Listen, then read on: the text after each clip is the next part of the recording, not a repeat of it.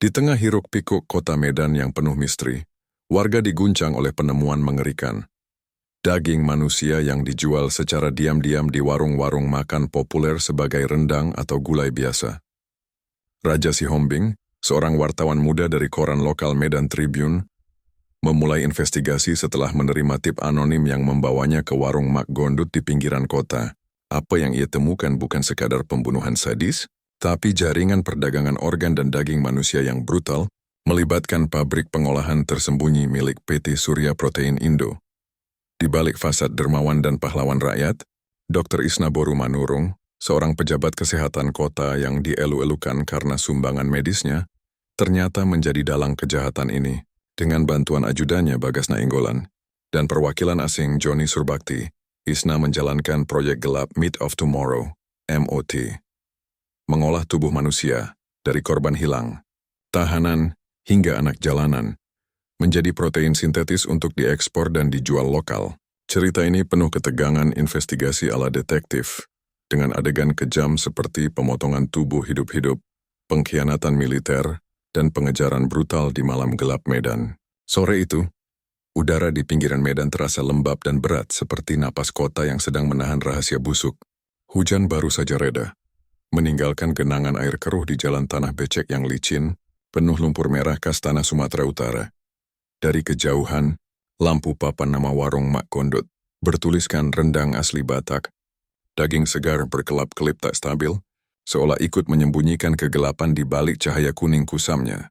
Raja Sihombing, wartawan muda dari Medan Tribune, turun dari motornya yang sudah usang, sambil menyalakan rokok kretek yang baunya bercampur dengan angin lembab. Usianya belum genap 30 tahun, tapi wajahnya sudah menampakkan gurat lelah yang dalam, seperti orang yang terlalu sering menyaksikan kebusukan dunia, tanpa bisa mengubahnya. Matanya, yang dulu penuh api semangat kini redup, dihantui kenangan masa kecil sebagai anak yatim yang dibesarkan di panti asuhan Medan. Ia datang ke warung ini bukan untuk makan, melainkan karena email anonim yang masuk 2 malam lalu. Pesannya singkat dan mengganggu. Kalau mau tahu rahasia terbesar Medan, datanglah ke warung Mak Gondut. Bau yang kamu cium bukan dari sapi, itu dari saudara kita sendiri. Awalnya Raja mengira itu lelucon murahan dari kompetitor surat kabar. Tapi setelah beberapa warga di sekitar Lubuk Pakam, daerah pinggiran Medan, mengeluh soal bau aneh dari belakang dapur warung, naluri jurnalistiknya menolak diam. Saat melangkah mendekati warung, aroma tajam seperti daging busuk bercampur darah segar langsung menusuk hidungnya, membuat perutnya bergejolak. Ia menoleh ke arah belakang bangunan kayu sederhana itu. Di sana, sebuah tong besar berdiri di sisi dapur yang gelap. Asap tipis keluar dari lubangnya seperti napas setan. Lalat-lalat mengerubung seperti badai kecil yang bising, menambah nuansa mengerikan pada tempat yang seharusnya hangat, dengan aroma masakan Batak. "Mas, jangan dekat-dekat ke situ." Suara perempuan tua memecah keheningan. Ia muncul dari dalam warung, menenteng ember air kotor. Wajahnya keriput tapi matanya tajam seperti menyimpan beban rahasia yang terlalu berat. Itu Mak Gondut Boru Simanjuntak, pemilik warung yang dikenal sebagai janda tangguh, tapi hari ini suaranya gemetar. Raja tersenyum sopan, mencoba menyembunyikan kegelisahannya. "Saya wartawan, Bu. Raja Sihombing dari Medan Tribune. Mau nanya soal bau aneh di sini." Warga bilang seperti daging manusia. Mak Gondut diam sejenak, matanya berkaca-kaca, seolah kata-kata Raja menyentuh luka lama. Ia menggeleng pelan, suaranya nyaris berbisik, "Saya cuma kerja di sini, Nak. Hidup sudah susah, jangan tambah-tambah." "Tanya aja sama pemilik yang lain, tapi dia lagi nggak ada. Udah 3 hari nggak balik." Raja mengulang dengan hati-hati, "Nggak balik, Bu." "Kemana?" Mak Gondut menatap tanah, air mata mulai menetes pelan. "Katanya ke pusat kota beli bahan. Tapi sejak dia pergi, dapur ini nggak boleh dibuka. Barangnya lagi ditimbun.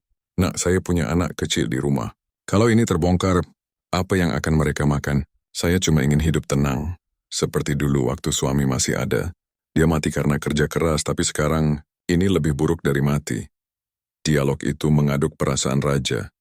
Ia merasa hatinya tersayat, mengingat ibunya sendiri yang meninggal saat ia kecil, meninggalkannya sendirian di dunia yang kejam. "Bu, saya paham susahnya hidup. Saya juga yatim sejak kecil. Dibesarkan di panti asuhan. Tapi kalau ini benar, kalau daging di warung ini dari manusia, kita harus hentikan. Demi anak-anak Bu, demi masa depan mereka. Mak Gondot menangis pelan, suaranya parau. Nak, dunia ini sudah gelap. Saya lihat sendiri malam-malam truk datang bawa bahan yang bukan sapi. Bau darah segar, jeritan samar. Tapi saya diam karena takut. Kalau saya bicara, anak saya yang bayar harganya. Tolong nak, jangan paksa saya. Saya sudah kehilangan segalanya. Kata jeritan samar membuat kening Raja berkerut. Ia berjalan pelan ke arah tong itu, mengabaikan peringatan Mak Gondot. Tangannya gemetar saat membuka penutup besi yang mulai berkarat. Seketika hawa panas dan bau anyir menyergap keras, seperti pukulan langsung ke wajah. Ia menahan napas, pandangannya tertuju pada sesuatu yang terapung di permukaan cairan hitam pekat itu. Sebuah tangan manusia dengan kuku masih utuh, cincin emas di jari manisnya yang berkarat. Raja tersentak mundur, perutnya mual, dunia seolah berputar. Ember di tangan Mak Gondot jatuh, menumpahkan air ke tanah. Astagfirullah, suaranya nyaris tak terdengar tapi penuh keharuan. Ia menatap Raja dengan wajah pucat pasi, air mata mengalir deras. Makanya saya bilang jangan dibuka, nak. Itu tangan adik saya sendiri. Dia hilang bulan lalu, katanya kerja di pabrik. Saya tahu, tapi saya takut bilang. Sekarang, apa yang tersisa dari keluarga saya? Raja merasa dadanya sesak, emosi campur aduk antara marah dan iba. Ia memeluk Mak Gondot pelan, suaranya gemetar. Bu, maafkan saya. Saya jangan tak ketahui. Ini terlalu kejam. Adik Bu, dia tak pantas jadi begini. Saya janji saya akan ungkap ini. Demi adik Bu, demi semua yang hilang. Mak Gondot menangis di bahunya. Nak, hati-hati. Mereka kuat, punya kuasa. Jangan sampai kau hilang juga seperti adikku. Kau masih muda, punya mimpi. Jangan biarkan dunia ini memakanmu hidup-hidup. Sebelum Raja sempat bicara lagi, terdengar suara mobil berhenti di depan warung. Dua pria berpakaian seperti pegawai dinas kesehatan turun dengan wajah kaku. Salah satunya menenteng map coklat. Yang lain memegang ponsel dan berbicara cepat, seolah menerima perintah dari atasan. Siapa kamu? Tanya pria bermapel mendekati Raja. Suaranya dingin seperti pisau. Raja Si Hombing, wartawan dari Medan Tribune. Jawab Raja tegas, mencoba menyembunyikan getar di suaranya. Pria itu melirik rekannya. Tempat ini di bawah pengawasan dinas. Tidak ada yang boleh masuk sebelum tim resmi datang. Pergi sekarang juga. Nada suaranya bukan sekadar mengusir, tapi mengancam seperti janji kematian. Raja menyadari sesuatu. Mereka bukan pegawai dinas biasa. Tatapan mereka terlalu dingin, terlalu terlatih untuk orang administrasi. Kalau ini pengawasan resmi, kenapa tanpa tanda polisi? Tanya Raja. Suaranya menantang meski hatinya berdegup kencang. Pria itu tidak menjawab. Ia justru merogoh saku dan menunjukkan pistol kecil di balik jasnya. Hanya sekilas tapi cukup untuk membuat Raja mengerti. Pergi sekarang, atau kamu hilang seperti yang lain. Kata seperti yang lain membuat jantung Raja berdegup keras, mengingatkan pada adik Mak Gondot yang kini tinggal tangan di tong busuk itu. Ia mundur perlahan, lalu berjalan cepat menuju motornya. Tapi sebelum menyalakan mesin, ia sempat melihat sesuatu di tanah. Setumpuk kantong plastik hitam di belakang mobil mereka, salah satunya sedikit terbuka, menampakkan potongan daging merah muda pucat, tidak seperti daging sapi tapi seperti daging manusia. Perut Raja mual lagi, tapi ia menahan menyalakan motor dan pergi secepat mungkin, meninggalkan Mak Gondot yang masih menangis di ambang pintu. Malamnya, di kamar kos kecilnya di pusat Medan, Raja duduk menatap layar laptop dengan napas berat. Tangannya masih bergetar ketika mengetik catatan pertama. Lubuk Pakam sore ini. Ditemukan potongan tubuh manusia di tong limbah belakang warung. Diduga ada keterlibatan pihak resmi. Namun sebelum ia sempat menyimpan file itu, pesan baru masuk di ponselnya. Nomor tak dikenal tapi isinya membuat bulu kuduknya berdiri. Kau cepat sekali menulis, Raja. Hati-hati, mereka tahu kau ada di sana. Jangan seperti ayahmu yang hilang karena terlalu nekat. Raja memandang ke jendela. Di luar suara hujan kembali turun, menutupi derap langkah seseorang yang sedang berhenti tepat di depan pintu kamarnya. Bayangan gelap terlihat samar di bawah cahaya lampu jalan. Ia mematikan lampu, menahan napas dan menggenggam kamera di tangannya. Air mata mulai jatuh pelan, mengingat ayahnya yang hilang saat investigasi korupsi bertahun lalu. Ayah, apa ini nasib kita? Selalu dikejar kegelapan? Gumamnya pelan. Hatinya penuh keharuan dan ketakutan. Ia tahu satu hal pasti malam itu. Bau busuk dari dapur Mak Gondot hanyalah permulaan dari sesuatu yang jauh lebih gelap, lebih kejam, yang akan menyayat hatinya hingga ke akar. Pagi itu kota Medan masih diselimuti kabut tipis yang menempel seperti kain kafan, menyelimuti jalan-jalan sempit menuju pusat kota. Udara terasa dingin dan lembab, bercampur aroma kopi robusta dari warung pinggir jalan, dan asap knalpot truk yang membawa barang dari pelabuhan Belawan. Di depan gedung redaksi Medan Tribune, sebuah bangunan tua bercat biru pudar yang sudah retak di sana-sini. Suasana terasa tegang seperti senar biola yang siap putus. 3 mobil polisi berjajar rapi, sirene mereka diam tapi lampu biru merah berkedip-kedip seperti mata setan yang mengawasi. Di balik jendela lantai 2, Raja Sihombing memperhatikan semuanya dari balik tirai tipis yang sudah usang. Matanya sembab karena semalaman tak tidur, dihantui mimpi buruk tentang tangan beracun cincin di tong busuk itu. Sejak kejadian di warung Mak Gondut, hidupnya terasa seperti dikejar bayangan gelap yang tak pernah berhenti. Bayangan yang sama seperti yang menelan ayahnya dulu, saat investigasi korupsi lahan sawit di pinggiran Danau Toba. Kenapa selalu begini ya Tuhan? Gumamnya pelan, tangannya meremas secarik kertas berisi catatan kasar. Adik Mak Gondut, Hendra, Isna, siapa dalangnya? Ia tahu apa yang ditemukannya bukan kasus kecil, tapi ia tak menyangka reaksinya akan secepat ini. Polisi di depan bukan sekadar rutinitas, itu pesan, diam atau hilang. Telepon di meja berdering keras memecah keheningan ruangan kecil yang penuh tumpukan koran lama. Raja mengangkatnya dengan tangan gemetar, suara serak dari ujung sana terdengar seperti jeritan tertahan. Raja, jangan ke kantor hari ini! Semua file kita di situ. Mereka bilang kita sebarkan berita palsu. Itu Nina Boru Situmorang, rekan satu timnya di redaksi, seorang jurnalis senior berusia 35 tahun, dengan suara yang biasanya tegas tapi kini pecah oleh ketakutan. Raja merasa dadanya sesak. Nina, apa maksudmu? Aku belum kirim apa-apa. Suara Nina terputus-putus, bercampur isak yang tertahan. Mereka nemuin draft laporanmu di komputer pusat, Raja. Entah gimana bisa bocor. Polisi lagi geledah semuanya. Redaktur kepala sudah ditahan. Katanya tuduhan fitnah terhadap dinas kesehatan. Raja, ini bukan kebetulan. Mereka tahu kau di warung Mak Gondut kemarin. Aku takut, Raja. Aku ingat apa yang terjadi pada ayahmu dulu. Kau janji padaku, kalau kita selidiki bareng, kita lindungi satu sama lain. Tapi sekarang, kalau kau tertangkap, siapa yang akan ceritakan ini? Siapa yang akan ingat wajah-wajah hilang itu? Aku punya anak kecil, Raja. Kalau aku hilang dia akan seperti aku waktu kecil. Yatim piatu karena dunia ini terlalu kejam untuk orang seperti kita. Kata-kata itu menyayat hati Raja seperti pisau tumpul. Nina bukan sekadar rekan, ia seperti kakak perempuan baginya, yang dulu menyelamatkannya dari depresi setelah ayahnya hilang. Ia ingat malam-malam mereka begadang di redaksi, berbagi cerita tentang mimpi menjadi jurnalis yang mengubah nasib orang miskin. Nina, dengar aku. Suaranya bergetar, penuh emosi yang tak bisa ditahan. Aku tak akan biarkan kau sendirian. Draft itu bukti, Nina. Tangan di tong itu milik adik Mak Gondut. Dia punya anak kecil juga, nunggu ibunya pulang. Kalau kita diam sekarang, kita sama saja dengan mereka. Dengan monster yang jual daging saudara kita sendiri. Aku janji aku akan lari sekarang. Cari tempat aman, kirim salinan file ke email rahasia kita. Kita tak boleh mati sia-sia. Demi anakmu, demi anak adik Mak Gondut. Demi ayahku yang masih hilang di suatu tempat gelap.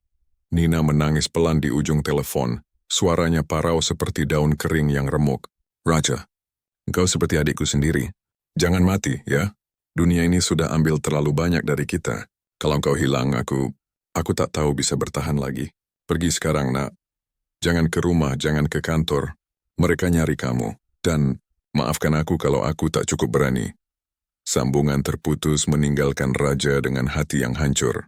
Ia menatap layar ponselnya, darah di wajahnya seolah surut.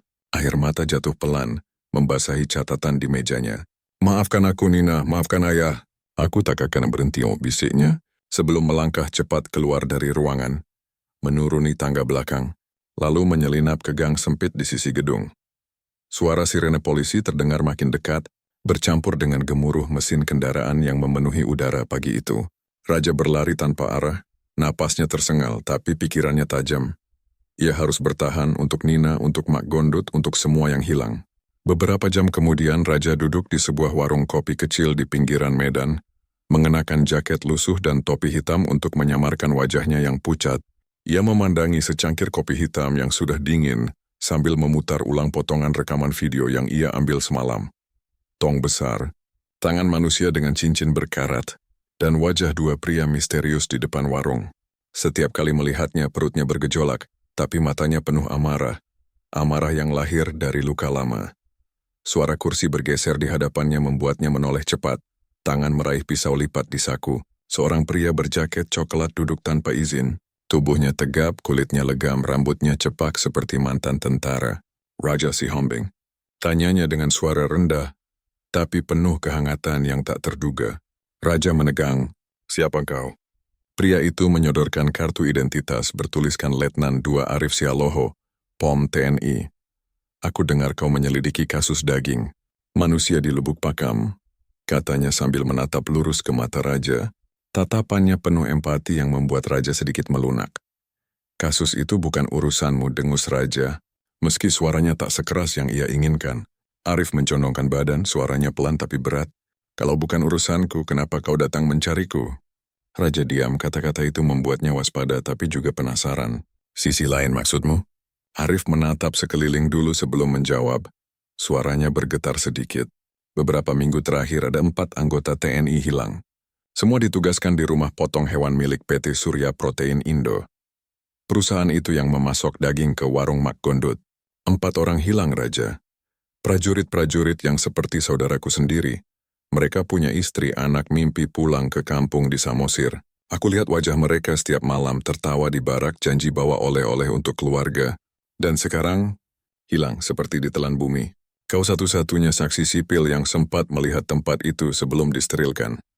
Raja merasa hatinya tersentuh. Ia membukani laptop kecilnya, memperlihatkan video pendek itu. Arif menonton dengan rahang mengeras.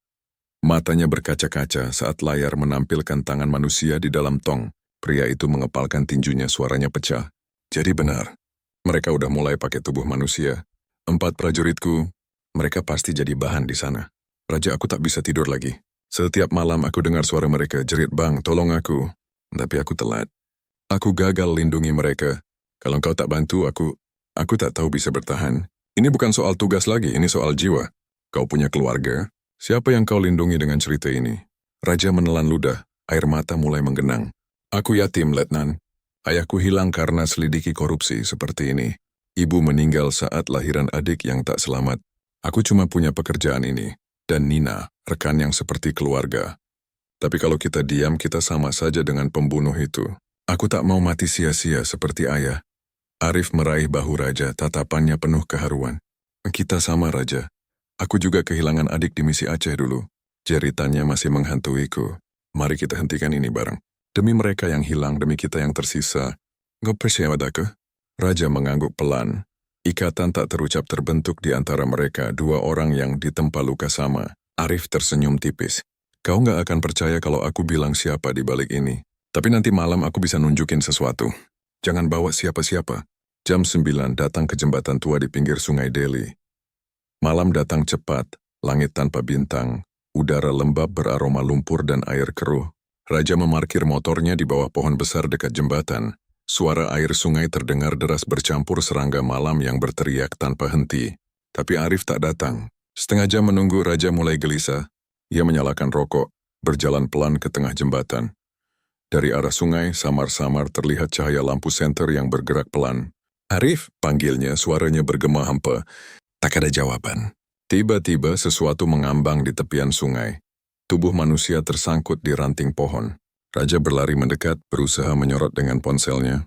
Tubuh itu, wajahnya rusak parah, tapi seragam coklat TNI yang melekat tak salah lagi. Itu Letnan Arif Sialoho. Raja terpaku, darahnya serasa berhenti mengalir. Di dada jenazah itu menempel secarik kertas plastik bertuliskan huruf besar-besar. Jangan campuri urusan kami. Air mata Raja jatuh deras. Suaranya pecah saat memeluk tubuh dingin itu. Arif, kenapa kau? Kau janji kita bareng. Demi prajuritmu, demi adikmu. Kenapa selalu yang baik yang pergi duluan? Sebelum ia sempat bereaksi, suara langkah kaki terdengar dari belakang.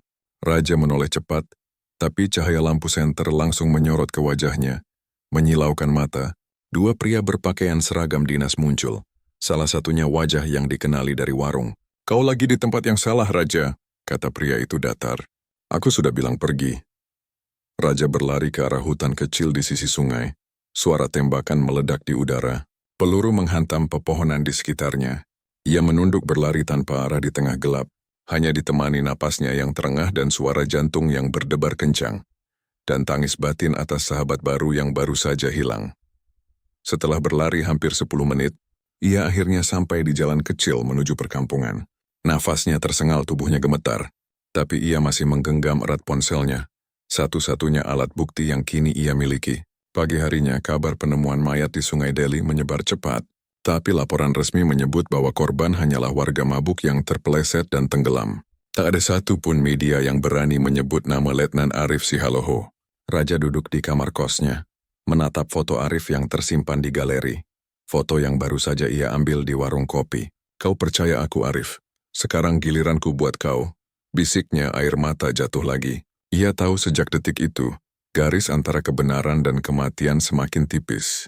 Ia menghapus air mata yang mulai jatuh di pipinya, lalu membuka catatan baru di laptop. Satu persatu saksi menghilang.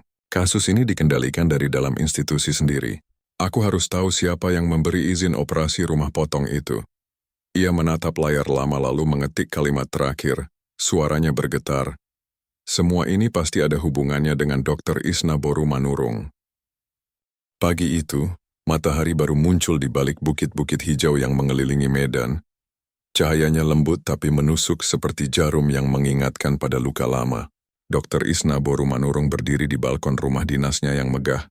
Tangan kirinya memegang secangkir kopi hitam yang sudah dingin, sementara matanya memandang kota kecil di bawah sana yang perlahan hidup. Suara pedagang kaki lima memanggil dagangan, anak-anak berangkat sekolah dengan tas lusuh, dan aroma kopi dari warung depan rumah. Semua tampak normal, damai, seolah tidak ada yang salah di dunia ini. Tapi di dalam dirinya badai sedang berputar kencang, seperti angin puting beliung yang siap menghancurkan segalanya. Isna, sosok yang dikenal baik di mata masyarakat Medan, wajahnya sering muncul di baliho dengan senyum hangat dan tulisan besar. Dr. Isna Boru Manurung, melayani rakyat dengan hati, kini merasa seperti topeng yang retak. Ia dikenal religius, sering membagikan sembako di masjid-masjid kecil di pinggiran Danau Toba, menyumbang obat-obatan ke puskesmas kampung, dan hadir di acara rakyat kecil dengan pelukan hangat. Tapi hanya segelintir orang yang tahu bahwa di balik senyum itu, Isna hidup dengan rasa bersalah yang tak pernah benar-benar hilang, seperti duri yang tertanam dalam-dalam di hatinya. 3 tahun lalu, ia menandatangani izin pendirian rumah potong hewan baru di pinggiran Lubuk Pakam, PT Surya Protein Indo. Proyek itu dianggap langkah besar untuk memajukan ekonomi daerah, investor dari luar negeri, janji lapangan kerja bagi ratusan warga Batak yang susah, semua tampak sah dan menguntungkan. Tapi belakangan, laporan-laporan kecil yang dulu ia abaikan mulai kembali menghantui pikirannya seperti hantu malam. Ada pekerja yang hilang tanpa jejak, laporan kecelakaan kerja yang ditutup tanpa penyelidikan, dan desas-desus bahwa pabrik itu beroperasi di malam hari tanpa pengawasan. Dengan jeritan samar yang terdengar dari balik pagar besi, kini setelah kabar penemuan daging manusia di warung makan mencuat, semua potongan itu terasa seperti teka-teki yang menyusun wajah iblis, wajah yang mirip dengan dirinya sendiri. Isna menatap cermin di ruang kerjanya, rambutnya mulai memutih di sisi. Garis wajahnya tegas tapi lelah, seperti pohon tua yang hampir roboh. Ia mengambil dasi dari meja dan memakainya perlahan. Tapi tangannya gemetar. Di belakangnya seorang pria bersetelan hitam berdiri tegak. Bagas Nainggolan, ajudan pribadinya yang setia, tapi kini tatapannya penuh rahasia gelap. "Pak, Bu Dokter, rapat dengan Dinas Kesehatan dimajukan ke jam 9, ucap Bagas singkat. Suaranya datar tapi ada getar ketakutan yang tersembunyi. Isna mengangguk tanpa menoleh tapi suaranya pelan penuh beban. "Bagas, kau masih ingat kasus hilangnya pegawai rumah potong itu?" Bagas terdiam sesaat. Matanya menunduk seperti menghindari tatapan iblis. "Yang tahun lalu, Bu?" "Ya, ada 5 orang. Katanya kecelakaan tapi jasadnya tidak pernah ditemukan. Mereka punya keluarga, Bu." Istri yang nunggu di kampung, anak yang bertanya ayah kapan pulang. Suara Bagas pecah sedikit, mengingatkan pada luka pribadinya. Ia sendiri yatim sejak kecil, dibesarkan oleh Isna seperti anak angkat. Isna berbalik tiba-tiba, matanya berkaca-kaca, suaranya naik seperti jeritan tertahan. Justru itu masalahnya, Bagas. Semuanya terlalu rapi, terlalu sempurna. Kau pikir aku tak tahu? Kau pikir aku bisa tidur nyenyak setiap malam? Tahu bahwa tangan yang tanda tangani izin itu, tangan ini, mungkin sudah bunuh ratusan orang? Mereka bukan angka di kertas, Bagas. Mereka saudara kita, orang Batak seperti kita, yang cuma ingin makan sehari-hari. Aku ingat wajah salah satunya, pekerja muda dari Samosir punya bayi baru lahir. Dia datang ke kantorku minta izin kerja, matanya penuh harap. Bu dokter, tolong, keluargaku butuh, katanya. Dan sekarang, mungkin tubuhnya sudah jadi potongan di warung itu. Apa aku ini, Bagas? Pemimpin rakyat atau penjagal saudara sendiri? Air mata Isna jatuh deras, tubuhnya gemetar, seperti bendungan yang jebol setelah bertahun-tahun menahan banjir.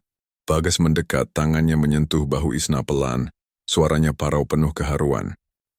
Jangan begini. Aku tahu Bu baik. Aku besar karena Bu selamatkan aku dari jalanan waktu kecil, tapi ini sudah terlalu dalam. Kalau Bu mundur sekarang, bukan cuma proyek yang hancur, tapi nama Bu, keluarga Bu. Ingat almarhum suami Bu? Beliau pasti tak mau lihat Bu jatuh begini. Beliau mati karena sakit hati melihat korupsi, tapi Bu coba selamatkan daerah ini. Tapi ya Tuhan Bu, setiap malam aku dengar jeritan dalam mimpi, jeritan pekerja yang hilang. Aku takut Bu, aku takut jadi seperti mereka.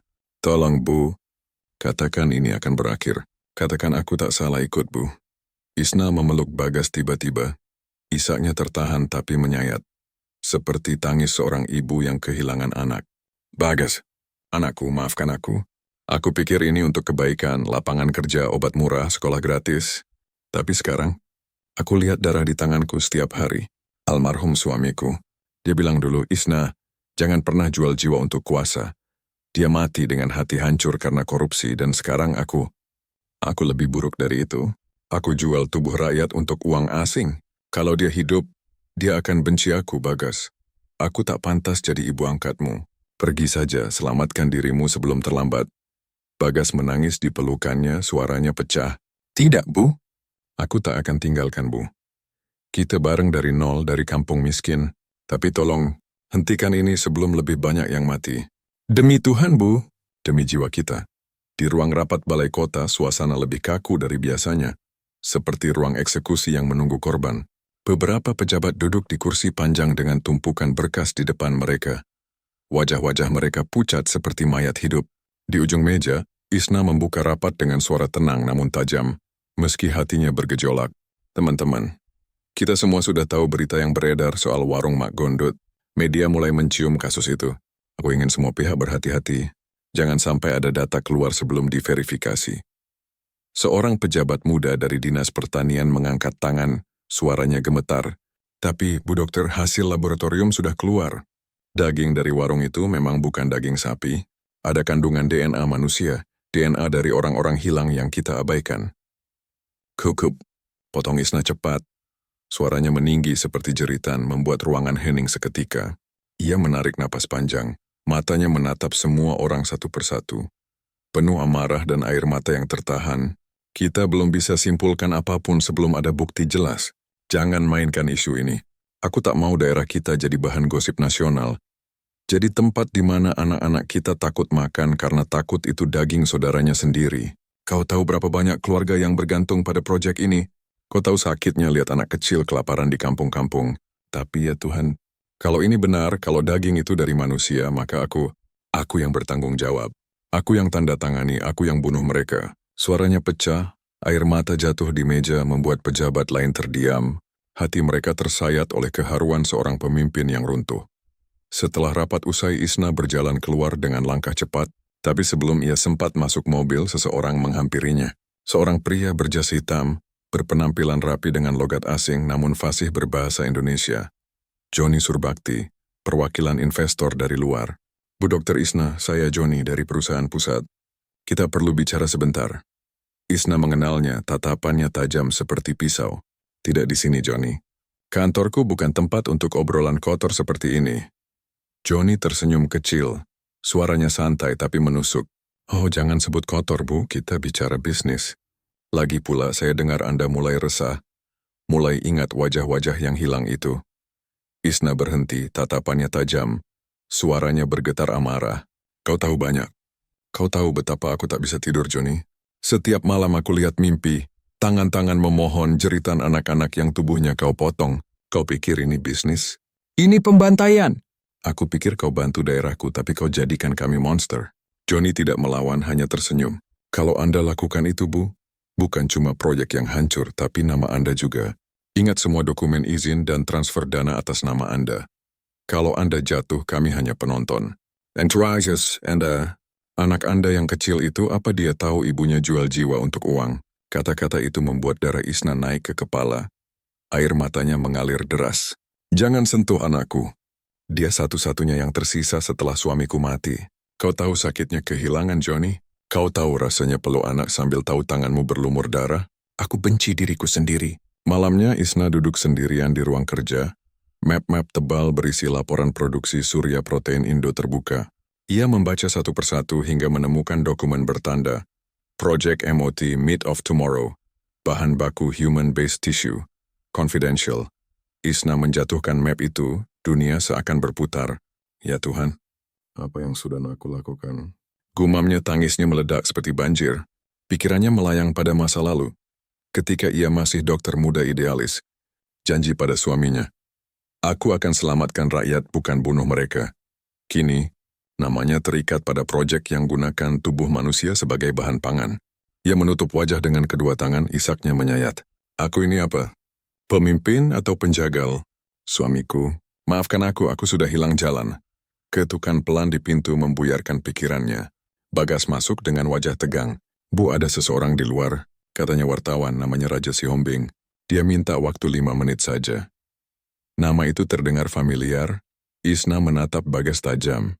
Suaranya bergetar. Yakin dia di luar? Baik, suruh masuk. Saat pintu terbuka, Raja melangkah perlahan, wajahnya lelah tapi mata menyala tekad. Terima kasih sudah mau temui saya, Bu Dokter, katanya pelan. Isna hanya mengangguk, suaranya dingin tapi rapuh. Kau mau bahas apa? Raja menatap langsung ke matanya. Tentang daging manusia dan tentang izin yang Bu tanda tangani 3 tahun lalu. Suasana ruang kerja itu berubah dingin. Waktu seakan berhenti. 2 pria. Satu mewakili kebenaran, satu terjebak dosa, saling menatap tanpa suara. Bayangan rahasia besar mulai terbuka, tak ada jalan kembali. Malam itu hujan deras mengguyur pinggiran Medan seperti air mata langit, yang tak henti menangis atas dosa-dosa manusia. Air mengalir deras di pinggir jalan tanah, membawa lumpur merah bercampur darah samar dari saluran got yang tersumbat. Di tengah pekat malam itu, cahaya lampu mobil polisi menembus kabut tebal. Berhenti di tepi ladang jagung yang baru dipanen, di mana tanah becek berubah menjadi kubangan hitam seperti darah yang mengental. Letnan Arif Sihaloho, yang ternyata selamat dari malam sebelumnya. Meski tubuhnya penuh luka memar dan goresan dalam, turun dari mobil, jas hujannya meneteskan air yang bercampur keringat dingin. Di hadapannya, garis polisi sudah terpasang seperti jaring laba-laba yang menunggu mangsa, sementara beberapa warga berdiri jauh di belakang, menutup hidung karena bau menyengat yang keluar dari balik karung-karung di tanah becek. Bau daging busuk yang bercampur amis darah segar dan nanah yang menggelegak. Laporan warga. Bang, kata salah satu anggota polisi muda, suaranya gemetar seperti daun yang ditiup angin kencang. Tadi sore traktor mereka nyangkut di sini. Pas digali, ternyata ada potongan tubuh manusia di dalam tanah. Bukan satu, Bang, banyak. Seperti tempat pembuangan mayat yang hidup. Arif mengangguk pelan, tapi matanya sudah gelap, penuh amarah yang tertahan. Buka satu, perintahnya dingin. Suaranya seperti pisau yang siap mengiris. Seorang petugas membuka karung itu dengan hati-hati. Tangannya bergetar hebat. Begitu kain plastik terbuka, udara dingin bercampur amis darah menyengat hidung seperti pukulan palu. Bau yang lebih mengerikan dari mayat biasa. Karena ini bukan mayat utuh, tapi potongan-potongan yang dipilah seperti daging di pasar. Lengan dengan tato Batak yang robek, kaki dengan bekas sayatan rapi seperti bedah-bedah. Dan yang paling sadis, sebuah dada terbuka dengan jantung yang masih tampak berdenyut samar, seolah korban baru saja dipotong hidup-hidup. Di dalamnya, potongan tubuh manusia terbungkus rapi dengan label kecil bertuliskan kode produksi. SP47A, Fresh Harvest, PT Surya Protein Indo. Arif menatap lekat label itu, jantungnya berdegup kencang. Surya Protein Indo lagi. Gumamnya pelan, suaranya pecah oleh ingatan prajurit-prajuritnya yang hilang. Potongan tubuh itu masih segar, Baru dibuang beberapa jam lalu, darahnya masih mengalir pelan dari sayatan, dan di salah satu lengan, kuku-kuku masih utuh, seolah korban berjuang mati-matian sebelum mati. Arif merasa mual, tapi ia tahan ingat wajah prajuritnya yang tertawa di barak. Ini saudara kita anak, bukan daging sapi. Lihat mata yang masih terbuka di kepala itu. Mata penuh teror, seperti memohon tolong sebelum dipotong. Sementara itu, di rumah dinasnya, Dr. Isna Borumanurung menatap jendela dengan wajah murung, suara hujan seperti pukulan bertubi di pikirannya yang sudah retak. Di tangannya masih ada dokumen rahasia bertuliskan Project MOT yang ditemukan malam sebelumnya. Halaman-halaman yang penuh diagram sadis. Cara memotong tubuh hidup untuk menjaga kesegaran protein, dengan ilustrasi grafis yang menunjukkan pisau menusuk dada, sambil korban masih bernapas. Ketika ia hendak merobek berkas itu, ponselnya berdering. Nama yang muncul membuatnya tegang. Johnny Surbakti. Ia meski amat dengarkan suara rendah tapi gemetar. Apalagi yang kau mau, Johnny? Kau tahu aku sudah hancur. Tenangkan diri Anda, Bu Dokter. Suara Johnny terdengar datar dari seberang tapi penuh ejekan dingin. Saya dengar polisi menemukan sesuatu malam ini. Potongan-potongan segar di ladang. Saya harap Anda bisa menenangkan pihak berwajib. Kita tidak ingin media mencium lebih dalam, bukan? Ingat jeritan mereka di pabrik, itu musik bagi bisnis kita. Isna menahan amarah, suaranya pecah menjadi tangis. Kalian pikir aku bisa terus menutup mata? Orang-orang mulai mati dengan mata terbuka, Johnny. Aku dengar jeritan mereka dalam mimpi, jeritan anak-anak yang kau potong hidup-hidup untuk protein berkualitas. Itu bukan bisnis, itu neraka. Aku tak bisa lagi, anakku. Kalau dia tahu ibunya monster seperti ini, dia akan benci aku selamanya. Semua sudah diatur, sahut Johnny dingin, suaranya seperti es yang retak. Kami sudah menyingkirkan bukti utama. Jasad-jasad yang masih bergerak itu dibuang dengan cepat. Sisa-sisanya hanya gangguan kecil. Jangan buat kesalahan, Bu. Ingat suami Anda yang mati, dia mati karena tak cukup kuat, tapi Anda bisa jadi lebih dari itu. Telepon ditutup sepihak. Isna meremas ponselnya, wajahnya merah menahan emosi. Tapi di dalam hatinya, ketakutan menggantikan amarah seperti racun yang merembes. Ia tahu Johnny tidak sekedar bicara. Orang-orang di belakangnya adalah bayangan kekuatan yang bahkan polisi tak bisa sentuh. Kekuatan yang bisa memotong leher siapa saja dalam gelap. Keesokan paginya, Raja Sihombing duduk di warung kopi pinggir jalan sambil menatap layar laptopnya. Jarinya gemetar mengetik artikel yang belum berani dipublikasi.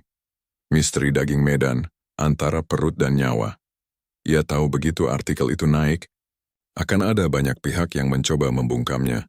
Membungkam dengan cara sadis, seperti yang dialami Arif.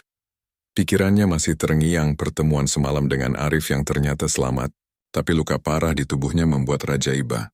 Arif, kau nyaris mati karena aku, gumamnya. Raja terkejut ketika seseorang duduk di hadapannya.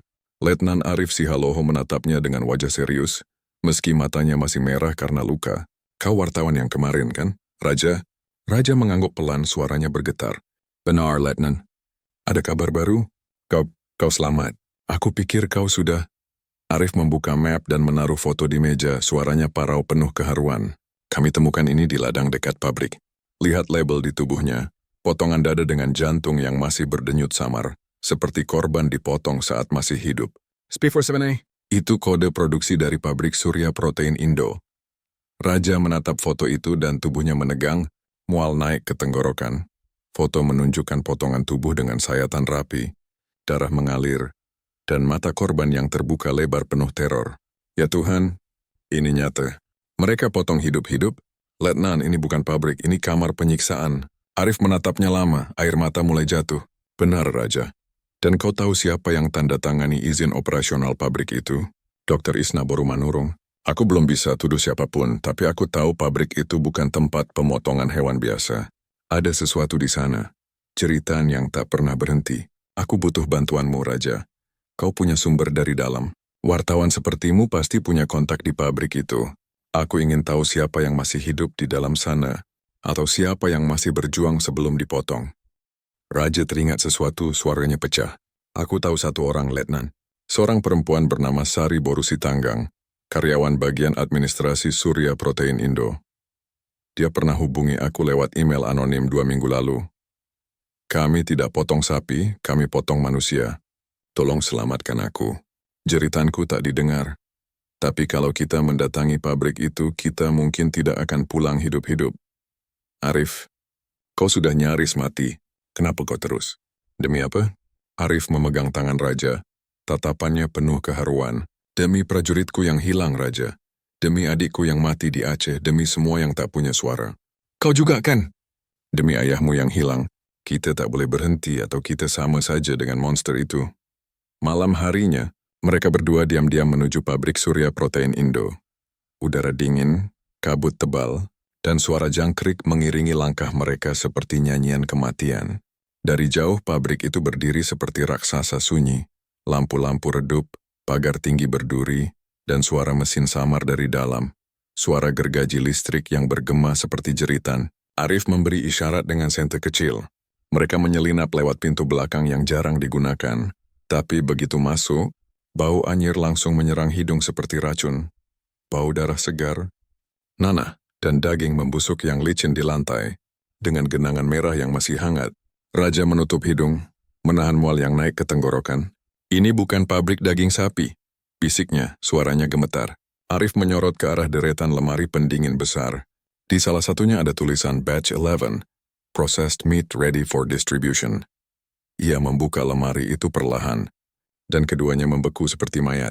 Di dalamnya, puluhan potongan tubuh manusia tersusun rapi seperti bahan makanan di supermarket, kepala dengan mata terbelalak penuh darah beku, lengan dengan urat yang robek dan darah menggumpal, perut terbuka dengan usus yang masih bergerak pelan karena dingin belum sepenuhnya membekukan, dan yang paling mengerikan, sebuah tubuh setengah utuh yang masih bernapas samar, mata korban memohon tolong dengan air mata beku. Masing-masing dibungkus plastik, diberi label berat dan tanggal produksi. SP47A, Human Protein, Fresh Cut 2 hours ago. Beberapa masih mengenakan gelang karyawan. Dengan nama Batak yang familiar seperti adik Mak Gondut, Raja mundur, napasnya memburu, muntah naik ke mulut. Ya Tuhan, ini nyata. Mereka potong hidup-hidup. Lihat tubuh itu, masih bergerak. Arif, kita harus selamatkan dia. Arif menatap dingin, tapi air matanya jatuh. Kita harus keluarkan bukti ini sebelum mereka tahu kita di sini. Raja, ini prajuritku. Lihat tato di lengan itu tato unit kami. Dia masih hidup saat dipotong. Ceritanya, aku bisa bayangkan. Namun baru beberapa langkah mereka berbalik, suara langkah berat terdengar dari arah pintu utama. Arif segera menarik pistolnya, memberi isyarat diam. Dari balik bayangan, muncul dua pria berseragam hitam dengan lambang perusahaan di lengannya. Salah satunya membawa gergaji listrik yang masih berlumur darah segar. Mereka bukan penjaga biasa, bisik Arif. Satu dari pria itu berkata lantang, suaranya sadis seperti tawa setan. Kalian tidak seharusnya di sini. Mau lihat prosesnya? Kami bisa demonstrasikan di tubuh kalian. Potong pelan-pelan. Mulai dari kaki biar ceritanya lebih panjang. Tanpa peringatan, suara tembakan meledak di udara malam. Peluru menghantam dinding dan memercik darah dari tubuh setengah hidup itu, yang jeritanya pecah seperti kaca retak. Jeritan mengerikan yang bergema di ruangan. Tolong anakku. Raja dan Arif berlindung di balik mesin. Kaca pecah berhamburan, darah korban memercik ke wajah mereka. Arif membalas tembakan sekali, mengenai lampu di langit-langit hingga ruangan gelap gulita. Lari lewat pintu samping. Teriak Arif, suaranya pecah. Raja berlari sekuat tenaga, menembus kabut, darah bercecer di lantai seperti sungai merah. Ia berhasil keluar dari pagar belakang, tapi suara senjata masih menggema dari dalam. Tembakan brutal yang diikuti jeritan Arif. Raja, lari demi Tuhan, ungkap ini. Demi prajuritku. Demi ayahmu. Satu suara tembakan terakhir terdengar. Lalu hening. Raja berlari tanpa menoleh. Napas tersengal, air mata bercampur darah di wajahnya. Di tangannya ia masih memegang satu potongan kecil label plastik yang ia ambil di dalam. Batch 11, Processed by Bagas N. Nama itu membuat jantungnya berhenti sejenak. Bagas Nainggolan, ajudan pribadi Dr. Isna. Raja jatuh ke tanah becek menangis terseduh. Arif, kenapa kau? Kau janji kita bareng. Ini terlalu sadis ya Tuhan. Mereka bukan manusia lagi. Malam itu, kegelapan medan terasa lebih pekat. Penuh jeritan tak terdengar yang menyayat hati. Fajar belum sepenuhnya datang di pinggiran medan. Kabut pagi menutupi jalan-jalan kecil menuju sungai air putih seperti asap dari neraka yang enggan pergi. Air sungai mengalir lambat, membawa bau amis darah dan besi karat, bercampur dengan lumpur yang menyerupai daging busuk yang meleleh. Raja Sihombing berjongkok di tepian sungai, membasuh wajahnya dengan air yang terasa lebih dingin dari kematian itu sendiri, mencoba menghapus noda darah kering yang menempel di kulitnya, seperti tanda kutukan. Tubuhnya penuh lumpur dan luka gores dari pelarian malam tadi di pabrik Surya Protein Indo, tempat di mana ia menyaksikan kengerian yang tak bisa dilupakannya. Potongan tubuh manusia yang masih bernapas, mata korban yang terbelalak penuh teror, dan jeritan Arif yang terputus oleh tembakan terakhir. Napasnya tersengal, tangannya masih menggenggam label plastik bertuliskan Batch 11 Processed by Bagas N, nama yang menghantui seperti pisau yang terus mengiris jiwanya. Raja menggigil, bukan hanya karena dingin, tapi karena bayangan tubuh setengah hidup di lemari pendingin itu. Dada terbuka dengan jantung yang masih berdenyut pelan, usus yang bergoyang seperti cacing di bawah lampu neon, dan luka sayatan rapi yang menunjukkan korban dipotong hidup-hidup dengan presisi bedah yang kejam. Ya Tuhan, mereka bukan manusia. Gumamnya, suaranya parau penuh keharuan, air mata bercampur air sungai di wajahnya. Ia tidak tahu nasib Letnan Arif Sihaloho. Apakah ia benar-benar mati atau diseret ke dalam kegelapan untuk dipotong seperti ternak? Satu-satunya jalan untuk bertahan adalah menemukan Sari Boru Sitanggang, saksi kunci yang pernah mengirim email anonim. Kami tidak potong sapi, kami potong manusia. Tolong selamatkan aku. Raja berjalan melewati jalan sempit menuju perkampungan di pinggir kota. Rumah-rumah kayu yang reot berjejer di sepanjang sungai, seperti barisan peti mati yang menunggu penghuni. Sebagian rumah sudah kosong, ditinggalkan karena isu penculikan yang menyebar seperti wabah. Di sebuah rumah tua dengan cat hijau pudar yang mengelupas seperti kulit mayat, Raja mengetuk pintu pelan. Tidak ada jawaban. Ia mencoba lagi, lebih keras, kayu pintu berderit seperti tulang yang patah. Beberapa detik kemudian pintu terbuka sedikit, memperlihatkan wajah pucat seorang perempuan muda dengan mata sembab dan lingkaran hitam seperti bayangan kematian. Raja Sihombing? Tanyanya pelan. Suaranya serak seperti orang yang sudah lama tak berbicara. Raja mengangguk cepat. Sari?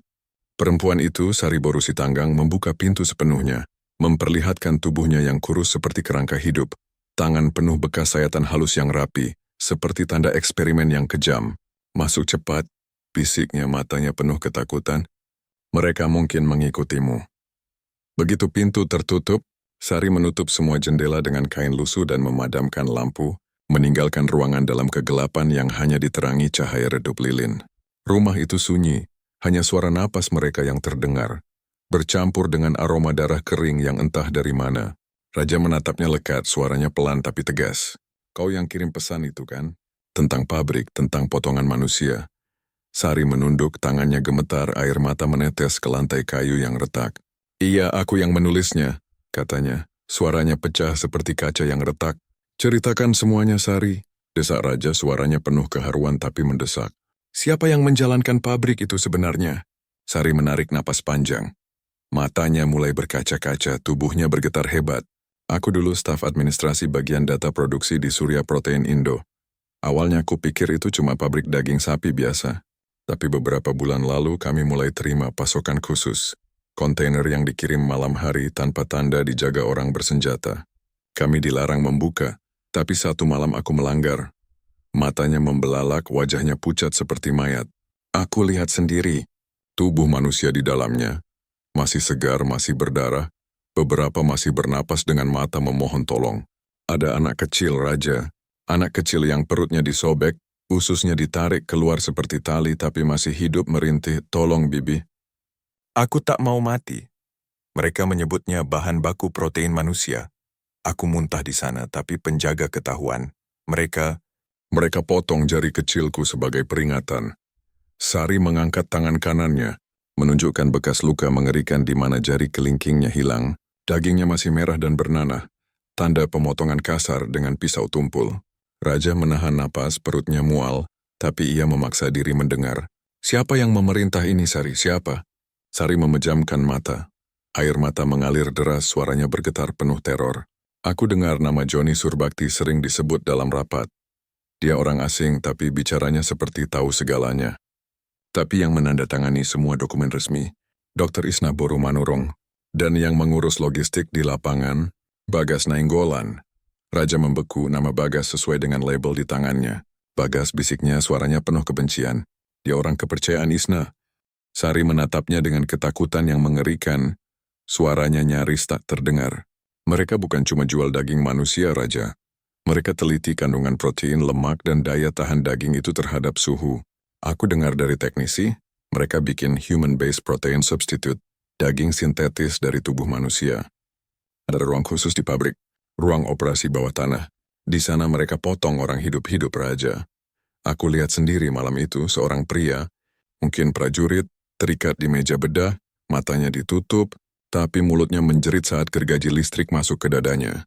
Darah menyembur seperti air mancur, tulangnya retak-retak dan dokter di sana tertawa bilang, "Ini sampel terbaik, jantungnya masih kuat." Kami semua dipaksa tanda tangan kontrak rahasia. Aku tak tahan, Raja. Setiap malam aku dengar jeritan itu, rasanya jiwaku dipotong bersama mereka.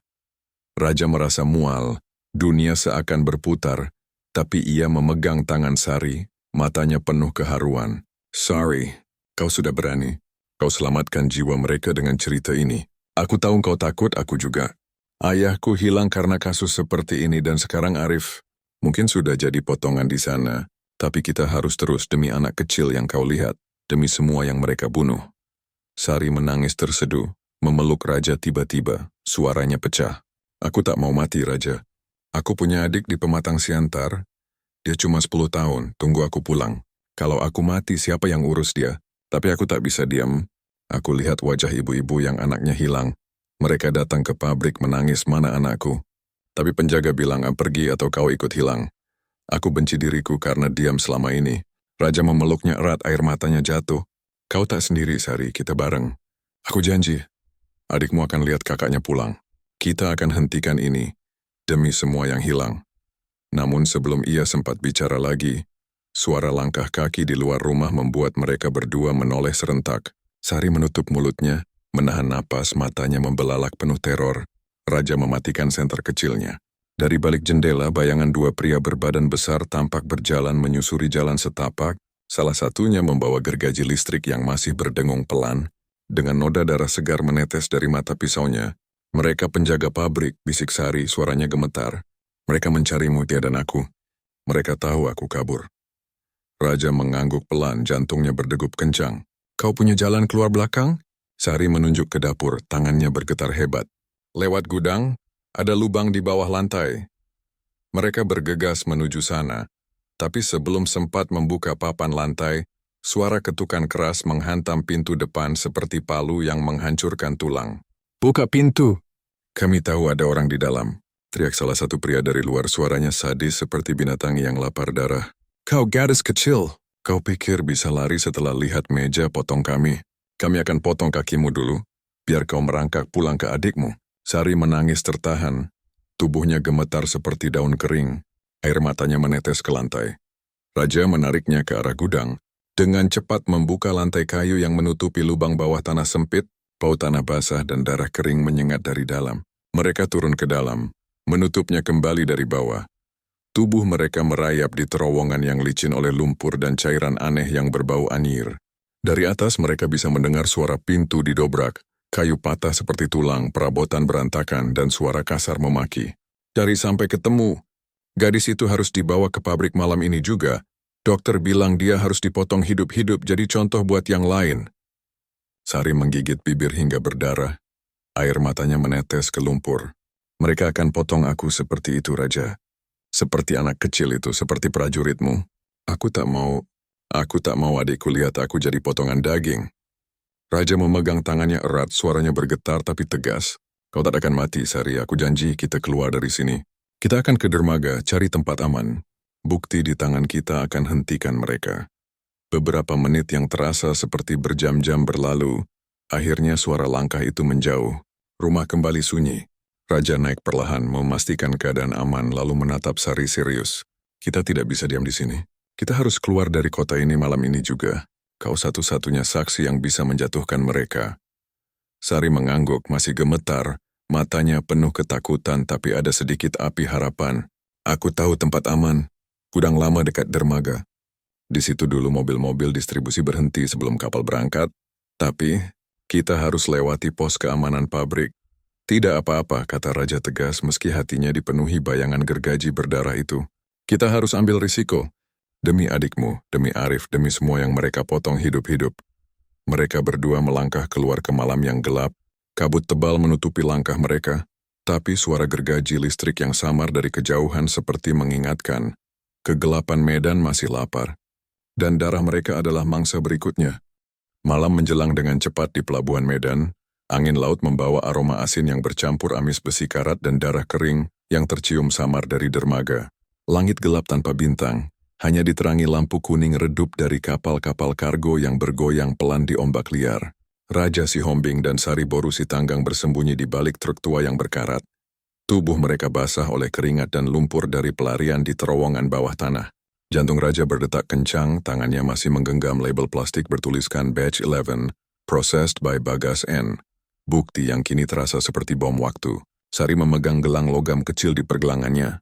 Tempat ia menyimpan salinan data MOT. Matanya penuh ketakutan tapi juga tekad yang rapuh. Kita yakin bisa dapat bukti di sini. Bisik Sari, suaranya gemetar seperti daun di angin malam.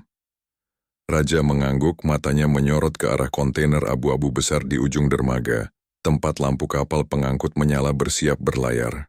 Di kapal itu mereka kirim daging manusia ke luar negeri. Bisiknya, suaranya penuh amarah. Setiap minggu 2 kontainer. Kalau kita foto isi kontainer itu, dunia akan tahu siapa pelakunya. Namun sebelum mereka bergerak, suara mesin mobil mendekat dari arah belakang. Lampu sorot menyilaukan mata seperti mata iblis yang lapar. Dari dalam mobil hitam seorang pria tinggi turun, mengenakan jas hitam dengan ekspresi tenang tapi dingin seperti kematian. Raja menegang, mengenali wajah itu dari foto-foto di kantor dinas kesehatan, Bagas Nainggolan, ajudan Dr. Isna Boru Manurung. Bagas berjalan perlahan, tangannya terselip di balik jaket, diikuti 2 pria bersenjata dengan wajah keras seperti algojo. Langkahnya mantap dingin, seperti predator yang tahu mangsanya tak bisa lari. Ia berhenti di depan kontainer, membuka pintu logam berat itu dengan suara derit yang memecah keheningan malam. Seperti jeritan besi yang terluka. Hawa dingin keluar dari dalam, membawa bau anyir darah segar dan daging busuk yang membuat Raja menahan mual. Di dalam kontainer, tersusun puluhan peti kayu bertuliskan protein export, MOT Batch 12. Masing-masing disegel dengan plastik berlumur darah kering. Bagas berbicara pada bawahannya dengan nada rendah tapi tegas. Suaranya seperti pisau yang mengiris. Pastikan semua dikirim malam ini. Tak boleh ada yang tahu isi sebenarnya. Kapal berangkat jam 1. Kalau bocor, kalian tahu akibatnya. Kita potong kalian hidup-hidup. Seperti yang lain. Raja menatap wajah Sari, yang pucat seperti mayat dan berbisik. Itu bukti yang kita cari. Kalau kita foto isi peti itu, kita bisa hentikan mereka. Sari mengangguk pelan, air mata mulai menggenang. Suaranya pecah penuh keharuan. Raja, aku takut. Aku lihat anak kecil di meja potong itu, matanya memohon padaku. Bibi, tolong, aku mau pulang. Kalau kita gagal malam ini adikku, dia akan jadi seperti itu. Aku tak bisa bayangkan dia dipotong hidup-hidup, Raja. Tolong janji padaku kita akan selamat. Aku tak mau dia sendirian, seperti aku dulu waktu ibu mati. Raja memegang tangannya erat, matanya berkaca-kaca, suaranya bergetar penuh emosi. Sari, aku janji adikmu tak akan kehilanganmu. Aku tahu rasanya jadi yatim. Ditinggal ayah karena kasus seperti ini. Kita akan keluar dari sini bawa bukti, dan hentikan monster itu. Demi adikmu, demi Arif, demi semua yang mereka bunuh. Namun sebelum mereka bergerak, salah satu penjaga menyorotkan senter ke arah truk tempat mereka bersembunyi. Sinar putih menyapu wajah Raja seperti sorot kematian. Siapa di sana? Teriak penjaga, suaranya sadis seperti tawa iblis. Raja spontan menarik tangan Sari. Mereka berlari ke sisi kanan dermaga. Kaki mereka terpeleset di beton basah yang licin oleh darah dan minyak solar. Suara tembakan pecah di udara. Peluru menghantam drum besi di sekitar mereka, memercikan api kecil seperti nyala neraka. Sari menjerit, tapi Raja menariknya lebih cepat. melompati tali kapal dan berlari ke gudang tua di ujung dermaga yang penuh karung berlumur darah kering. Mereka berlindung di balik tumpukan karung. Bau busuk daging manusia menyengat hidung mereka seperti racun. Raja mengatur napas, memeriksa saku jaketnya. Kamera kecil masih ada. Kita cuma butuh satu foto, Sari. Bisiknya, suaranya penuh tekad tapi rapuh. Satu foto untuk dunia. Dari luar suara langkah Bagas mendekat berat dan penuh ancaman. Raja si Hombing, serunya lantang. Suaranya menggema seperti vonis mati di dermaga yang sunyi. Kau pikir bisa bersembunyi dari kami? Raja menegang menatap Sari dengan bingung. Dia tahu namaku. Bisiknya, jantungnya berdegup kencang. Bagas melangkah masuk ke gudang. Senter di tangannya berputar memeriksa sudut-sudut gelap. Cahayanya memantul dari genangan darah di lantai. Ayahmu sudah cukup menutupimu selama ini. Tapi sekarang semua sudah selesai. Jangan buat keadaan lebih buruk, Raja. Kalimat itu membuat dunia Raja berhenti, seperti pisau yang menusuk jantungnya. Ayahku? Ulangnya pelan, suaranya pecah oleh keharuan dan kebingungan. Kau bicara soal Dr. Isna? Dia ibumu? Sari menatapnya dengan mata membelalak. Air mata mengalir deras. Raja, apa maksudnya? Ibumu yang lakukan ini? Yang potong anak-anak, yang bunuh adikku dalam mimpi setiap malam. Raja menelan ludah. Air mata jatuh ke lantai, suaranya tersendat. Aku tak tahu, Sari. Ayahku hilang bertahun lalu, katanya karena kasus korupsi. Tapi kalau Isna ibuku, kalau dia dalang ini, aku tak pantas hidup. Aku benci diriku kalau darahnya mengalir di tubuhku. Tapi aku janji, Sari, aku akan hentikan ini. Demi kau, demi adikmu, demi ayahku yang mungkin juga jadi potongan di peti itu. Bagas tersenyum tipis, suaranya dingin tapi penuh ejekan. Kau pikir bisa menyelamatkan orang-orang dengan membocorkan rahasia negara? Semua yang terjadi di sini sudah disetujui dari atas. Kau hanya anak kecil yang tak tahu apa-apa, Raja. Ayahmu juga begitu nekat dan lihat apa yang terjadi padanya. Dia berakhir di tong limbah, seperti yang lain. Raja menahan emosi, air matanya mengalir deras, suaranya naik menjadi jeritan. Kau pembunuh! Kau potong ayahku hidup-hidup, kau jual daging saudara kita. Ini bukan rahasia negara, ini kejahatan. Aku akan buktikan pada dunia meski aku mati malam ini. Bagas mengangkat pistol, matanya dingin seperti es. Kalau begitu, kau akan mati bersama rahasiamu. Sebelum pelatuk ditarik, Sari melempar kaleng tua ke arah sisi gudang, menciptakan suara keras yang memecah keheningan. Bagas refleks menoleh, dan Raja memanfaatkan momen itu, mendorong rak besi besar ke arahnya. Logam berat itu menimpa salah satu anak buah Bagas, yang menjerit saat tulangnya patah dengan suara retak yang mengerikan. Darah menyembur dari mulutnya seperti air mancur, tapi Bagas menghindar, tembakan kembali terdengar. Peluru melesat dan mengenai bahu Raja. Ia terjatuh, darah mengalir dari luka terbuka seperti sungai merah. Rasa sakit membakar tubuhnya. Sari menjerit, menarik tubuh Raja keluar dari pintu belakang gudang menuju pelabuhan. Napasnya tersengal. Raja bertahan. Kau tak boleh mati. Aku tak bisa sendirian lagi. Bagas mengejar, wajahnya kini penuh amarah. Suaranya menggema seperti raungan binatang. Kalian tak akan keluar hidup-hidup. Raja yang mulai lemas tetap berusaha berdiri. Tangannya menekan luka yang mengucurkan darah. Sari foto peti itu. Sekarang, Sari menggeleng, menangis terseduh. Suaranya penuh keputusasaan. Kau berdarah, Raja. Kita harus pergi dulu. Aku tak mau kehilanganmu seperti kehilangan ibuku. Seperti kehilangan semua orang yang kucintai. Raja memandangnya, matanya penuh keharuan meski tubuhnya limbung. Tidak, Sari, bukti itu harus kita ambil malam ini. Kalau aku mati, kau harus lanjutkan. Janji padaku, demi adikmu, demi ayahku yang mungkin ada di peti itu. Dengan sisa tenaga, Raja merayap kembali ke arah kontainer. Darahnya menetes ke beton seperti jejak kematian. Ia memotret cepat isi peti. Potongan tubuh manusia yang dibungkus plastik, masing-masing dengan label tanggal produksi dan berat bersih. Lengan dengan tato Batak yang robek, kaki dengan sayatan rapi, dan yang paling mengerikan, sebuah kepala manusia dengan tato kecil di leher bertuliskan M, tanda yang sama seperti yang dimiliki ayahnya. Tiba-tiba, suara dingin Bagas terdengar dari belakang. Kau memang keras kepala, Raja. Ia berdiri di sana, pistolnya diarahkan tepat ke kepala Raja, matanya penuh dendam. Turunkan kameranya, atau otakmu akan jadi hiasan dermaga ini. Raja menatapnya tanpa gentar, meski air mata mengalir deras, suaranya penuh tekad. Kau pikir dunia akan diam setelah tahu ini? Ayahku, Kau potong dia hidup-hidup, bukan? Aku lihat tato itu. Aku akan pastikan semua tahu meski ini napas terakhirku.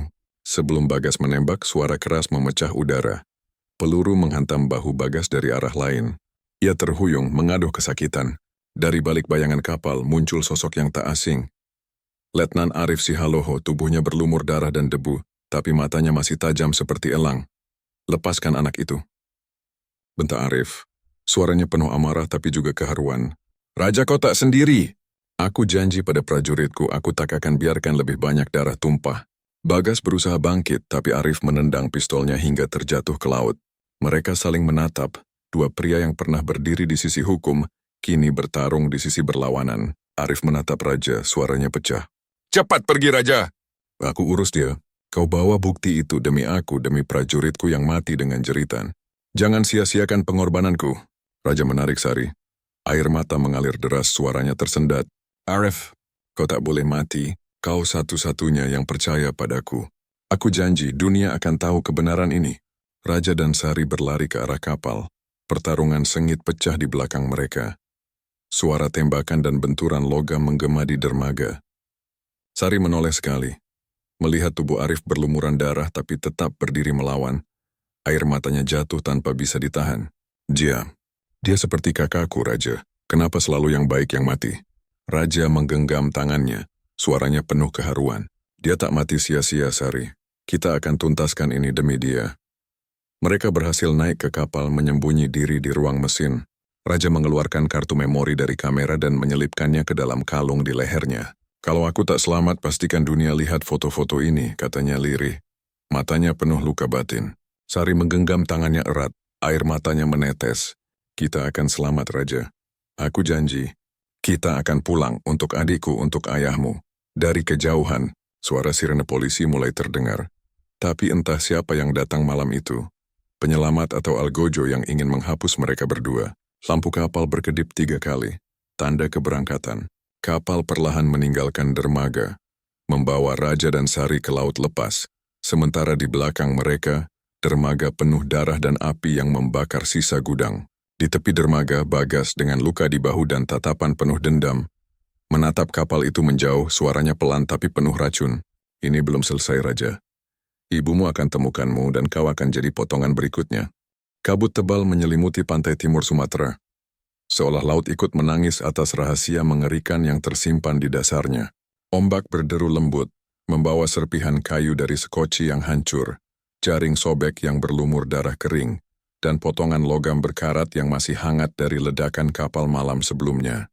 Bau garam bercampur dengan aroma amis daging busuk dan solar terbakar, menciptakan udara yang berat, seperti napas kematian yang menyelimuti pantai berbatu itu. Di antara puing-puing yang berserakan, tubuh seorang pria terdampar tak berdaya. Wajahnya penuh luka robek dan memar. Bibirnya membiru karena kedinginan yang menggigit tulang. Raja Sihombing, wartawan muda yang nyaris kehilangan nyawa, tergeletak di pasir basah. Napasnya lemah seperti nyala lilin yang hampir padam. Sekitar 2 meter darinya, Sari Boru Sitanggang terbaring dengan tangan terulur, jaketnya yang basah menempel di tubuhnya yang kurus. Kulitnya pucat seperti mayat yang baru bangkit dari laut. Raja membuka mata perlahan, langit abu-abu di atasnya berputar samar, seperti mimpi buruk yang tak kunjung usai. Ia merangkak dengan sisa tenaga, tangannya yang berdarah mencakar pasir kasar menuju Sari. Ia memeriksa nadi di pergelangan tangannya, lemah tapi masih ada.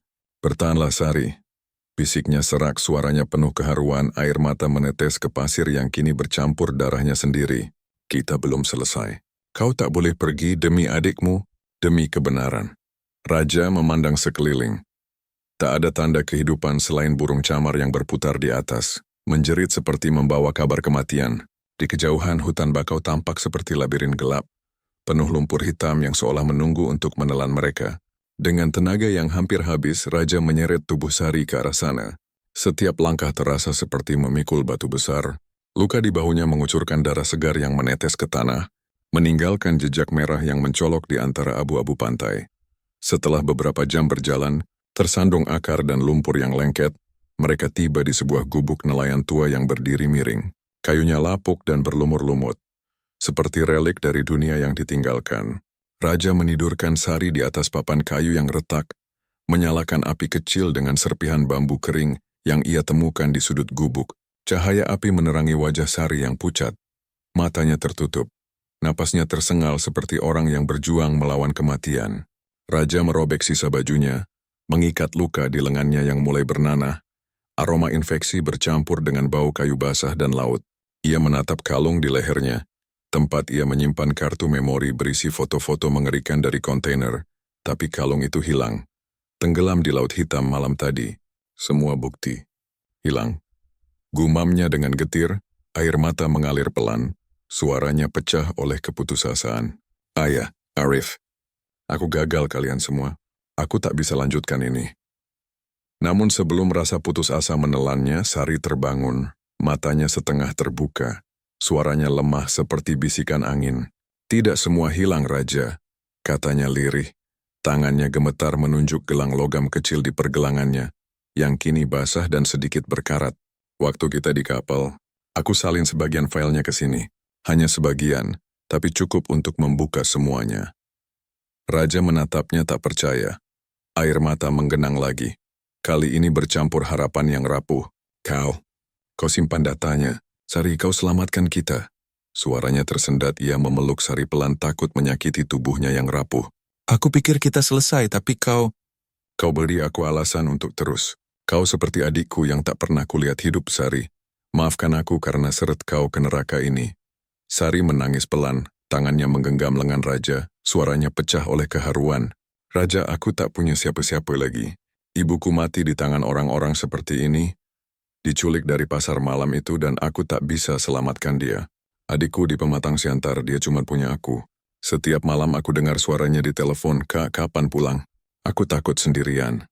Kalau aku mati di sini, dia akan jadi yatim seperti aku dulu, Raja. Aku tak mau dia lihat dunia sekejam ini. Tolong, bantu aku pulang ke dia. Bukti ini untuk ibuku, untuk semua yang mereka potong. Raja memeluknya lebih erat, air matanya jatuh ke bahu Sari. Suaranya penuh luka batin. Aku janji, Sari, kita akan pulang. Aku juga tak punya siapa-siapa. Cuma kenangan ayahku yang hilang karena kasus seperti ini. Dia bilang padaku dulu, Raja, jangan pernah diam kalau dunia salah. Aku gagal dia, tapi aku tak akan gagal kau. Kita akan hentikan ini. Demi adikmu, demi ibumu, demi Arif yang mungkin masih hidup di suatu tempat. Tiba-tiba, suara langkah kaki terdengar dari luar gubuk, berat dan pelan seperti langkah kematian yang mendekat. Raja langsung menarik pistol kecil dari sabuknya. Tangannya gemetar, matanya menatap pintu yang hanya ditutupi kain lusuh. Tenang, nak, suara berat terdengar, penuh kehangatan yang tak terduga. Kami bukan musuh. Pintu kain terbuka, seorang perempuan tua berkerudung lusuh berdiri di sana, membawa keranjang ikan yang berbau amis. Wajahnya keriput, tapi matanya penuh kebijaksanaan dan luka lama. Aku Mak Gondut Boru Simanjuntak, katanya dengan senyum lemah.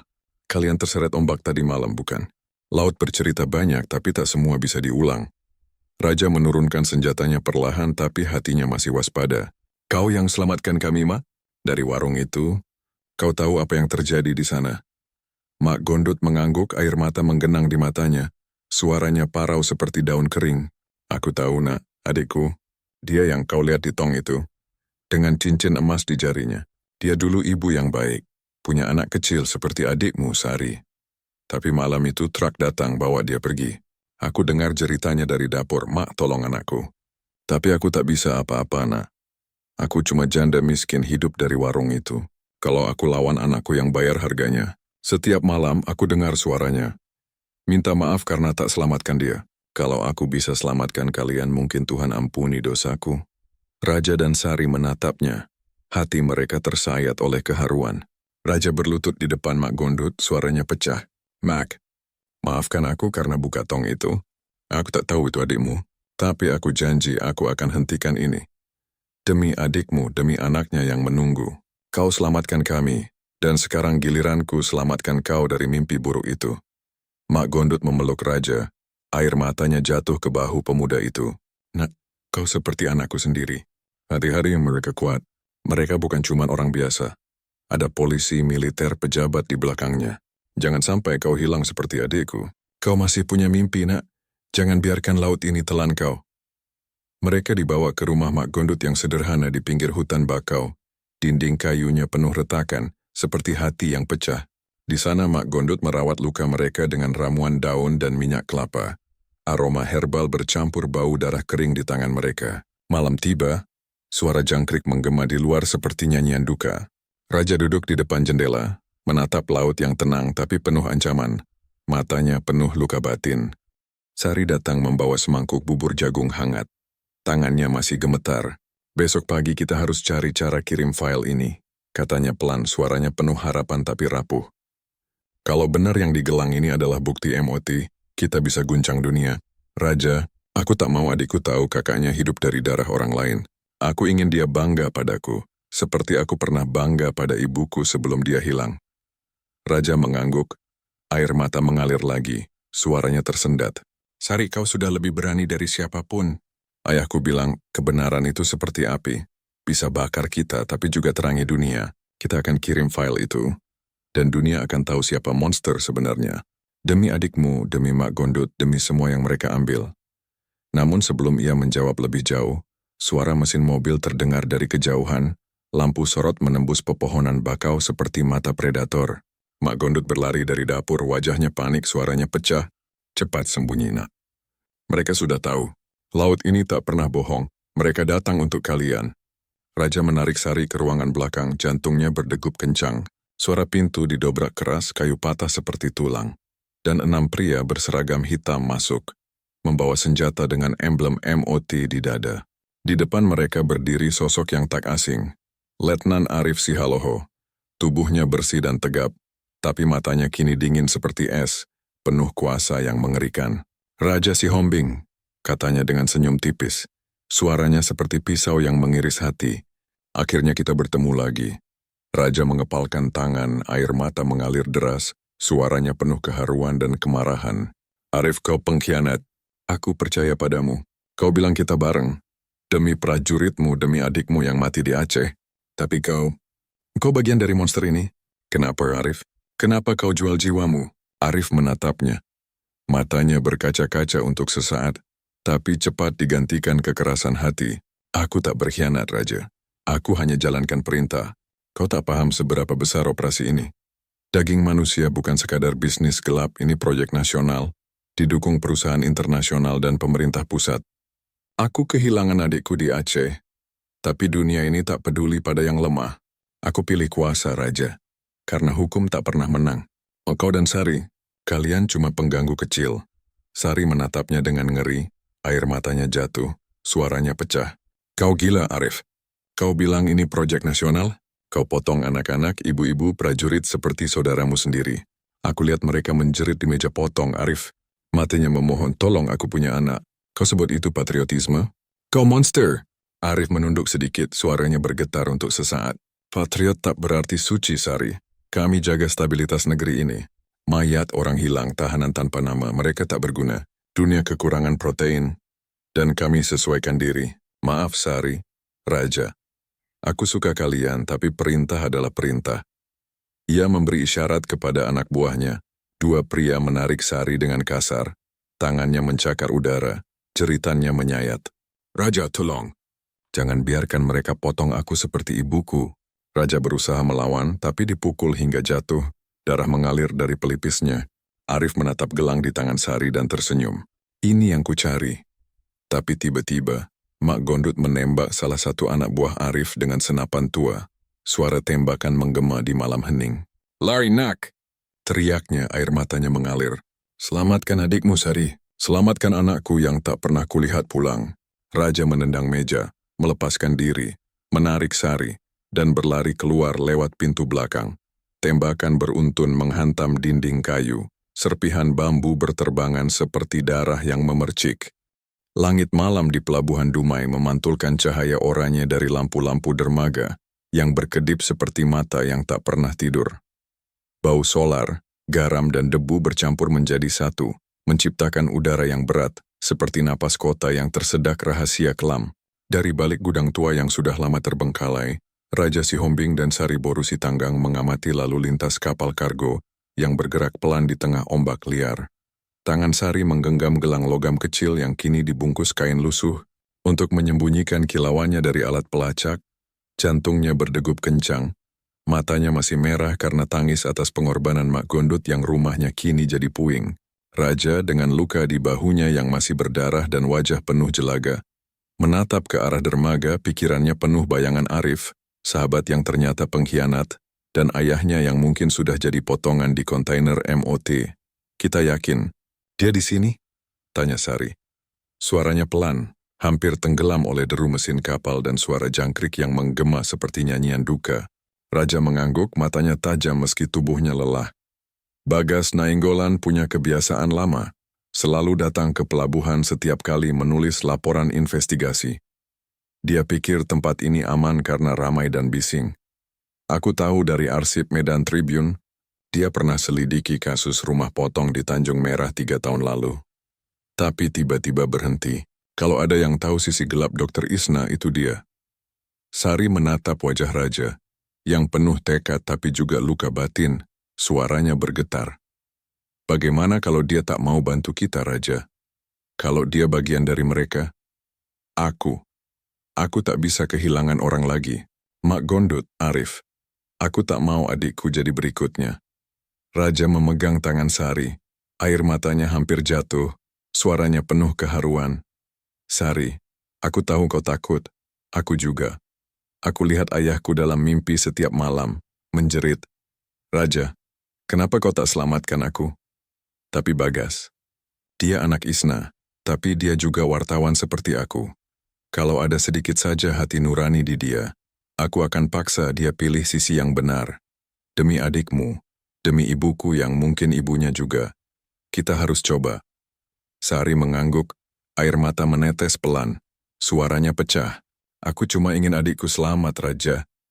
Dia telepon aku seminggu lalu, bilang, Kak, aku buat gambar untukmu, kapan pulang? Aku tak mau dia lihat kakaknya jadi potongan daging.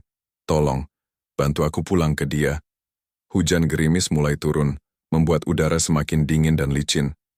Sebuah mobil hitam berhenti di dekat gudang, pintunya terbuka, dan seorang pria keluar, mengenakan jaket kulit usang dengan tas kamera di pundak. Bagas Nainggolan. Wajahnya lebih tua dari foto-foto yang pernah dilihat Raja, kantung mata hitam, menunjukkan malam-malam tanpa tidur. Tatapannya curiga seperti binatang yang dikejar. Raja keluar dari persembunyian, tangannya terangkat untuk menunjukkan ia tak bersenjata.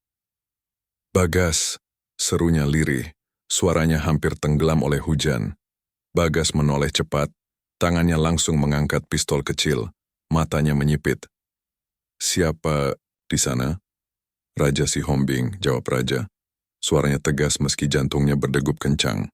Kau kenal aku. Kau pernah menulis tentang kasus rumah potong Tanjung Merah 3 tahun lalu, kan? Sebelum kau tiba-tiba diam. Bagas menurunkan senjatanya sedikit, tapi tatapannya masih penuh waspada. Aku kenal nama itu. Tapi kau seharusnya mati, Raja. Kapal yang kau tumpangi meledak di laut. Raja tersenyum getir, air mata bercampur hujan di wajahnya. Seharusnya begitu. Tapi Tuhan belum izinkan aku diam. Aku tahu kau anak Dr. Isna, Bagas. Tapi aku juga tahu kau wartawan yang pernah punya hati. Kami butuh bantuanmu. Sari maju selangkah, tangannya gemetar, suaranya penuh keharuan. Kami punya data tentang proyek MOT, Bagas. Aku lihat sendiri. Anak-anak dipotong hidup-hidup, matanya memohon, darah mereka menyembur di meja bedah. Adikku masih kecil, dia menungguku pulang. Kalau kau punya hati, tolong bantu kami, jangan biarkan lebih banyak darah tumpah. Bagas mengerutkan kening, matanya gemetar saat Sari membuka gelang logam dan menyalakan proyeksi datanya lewat perangkat kecil. Di dinding gudang yang lembab, bayangan-bayangan muncul. Foto mayat-mayat tanpa kepala dengan sayatan rapi, dokumen pengiriman bertanda tangan Dr. Isna, dan logo perusahaan Biogen Nutrima, perusahaan internasional pengembang daging sintetis. Bagas terdiam, tangannya mengepal, suaranya serak. Ini tidak mungkin. Ibuku tak mungkin lakukan ini. Raja menatapnya tajam, suaranya penuh luka batin. Kau tahu dia, Bagas, kau anaknya. Tapi aku juga mungkin anaknya, dan aku benci diriku kalau itu benar. Ayahku hilang karena kasus seperti ini, mungkin dipotong di pabrik itu. Aku dengar ceritanya setiap malam. Raja, selamatkan aku. Kau tahu rasanya kehilangan keluarga Bagas, ibumu. Dia dalang ini, tapi kau bisa hentikan. Pilih sisi yang benar demi Tuhan, demi jiwa kita yang masih tersisa. Bagas menelan ludah, air mata mengalir pelan, suaranya pecah seperti kaca retak. Kau pikir aku tahu semua kebusukan ini? Aku hidup jauh dari ibu sejak kecil. Ayahku mati karena korupsi yang dia lawan, dan ibu tak pernah cari aku. Baru, setelah aku jadi wartawan, aku tahu siapa dia. Pejabat dermawan yang semua orang puja, tapi di balik itu, mungkin monster. Aku pernah selidiki Tanjung Merah, Raja. Aku lihat tubuh manusia di tong limbah, tapi mereka ancam anakku, bayi kecilku yang baru lahir. Aku diam karena takut. Tapi setiap malam aku dengar jeritan itu, seperti ayahku yang mati karena kebenaran. Aku benci diriku, Raja. Aku tak pantas jadi ayah, jadi manusia. Sari mendekat, air matanya mengalir deras, suaranya penuh keharuan. Bagas, kalau kau benar ingin tebus masa lalumu, bantu kami. File di gelang ini bisa guncang dunia. Aku tak punya siapa-siapa lagi. Cuma adikku yang nunggu di pematang siantar. Dia gambar bunga untukku, bilang, "Kak, ini buatmu kalau pulang." Kalau aku mati, dia akan sendirian seperti aku dulu. Tolong Bagas, demi anakmu, demi adikku, bantu kami. Bagas menatap gelang itu lama, air mata mengalir ke dagunya, suaranya tersendat. Anakku, dia baru 3 tahun, aku janji padanya aku akan jadi ayah yang baik, bukan penutup dosa seperti ibuku. Baik, aku bantu kalian. Tapi kalian harus tahu, ibu dilindungi polisi dan militer. Kalau kita lawan negara. Kalian siap mati untuk ini?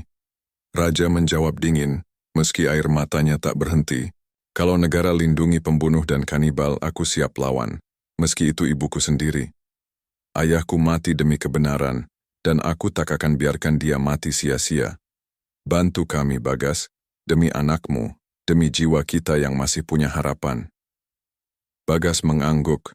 Pelan, air mata jatuh ke lantai gudang, lalu membuka tasnya, mengeluarkan laptop dan alat pemancar satelit kecil. Kita tak bisa kirim file lewat jaringan umum, semua diawasi. Tapi aku tahu cara. Server luar negeri lewat jaringan radio tua dari kapal nelayan di dermaga barat. Raja membantu menyiapkan perangkat, tangannya gemetar karena luka dan emosi, sementara Sari berjaga di pintu, matanya penuh ketakutan. Hujan makin deras menciptakan gemuruh yang menutupi langkah kaki, mendekat di luar. Sinyal satelit mulai aktif, data di gelang mulai ditransfer. Layar laptop menampilkan progress bar, 45%, 58%. Tiba-tiba, suara tembakan menyalak dari luar. Kaca gudang pecah berhamburan seperti hujan kaca. Sari menjerit bersembunyi di balik peti, suaranya pecah. Mereka datang, Raja. Adikku, aku tak akan pernah pulang. Bagas menunduk menutup laptop, suaranya bergetar. Sudah ketahuan.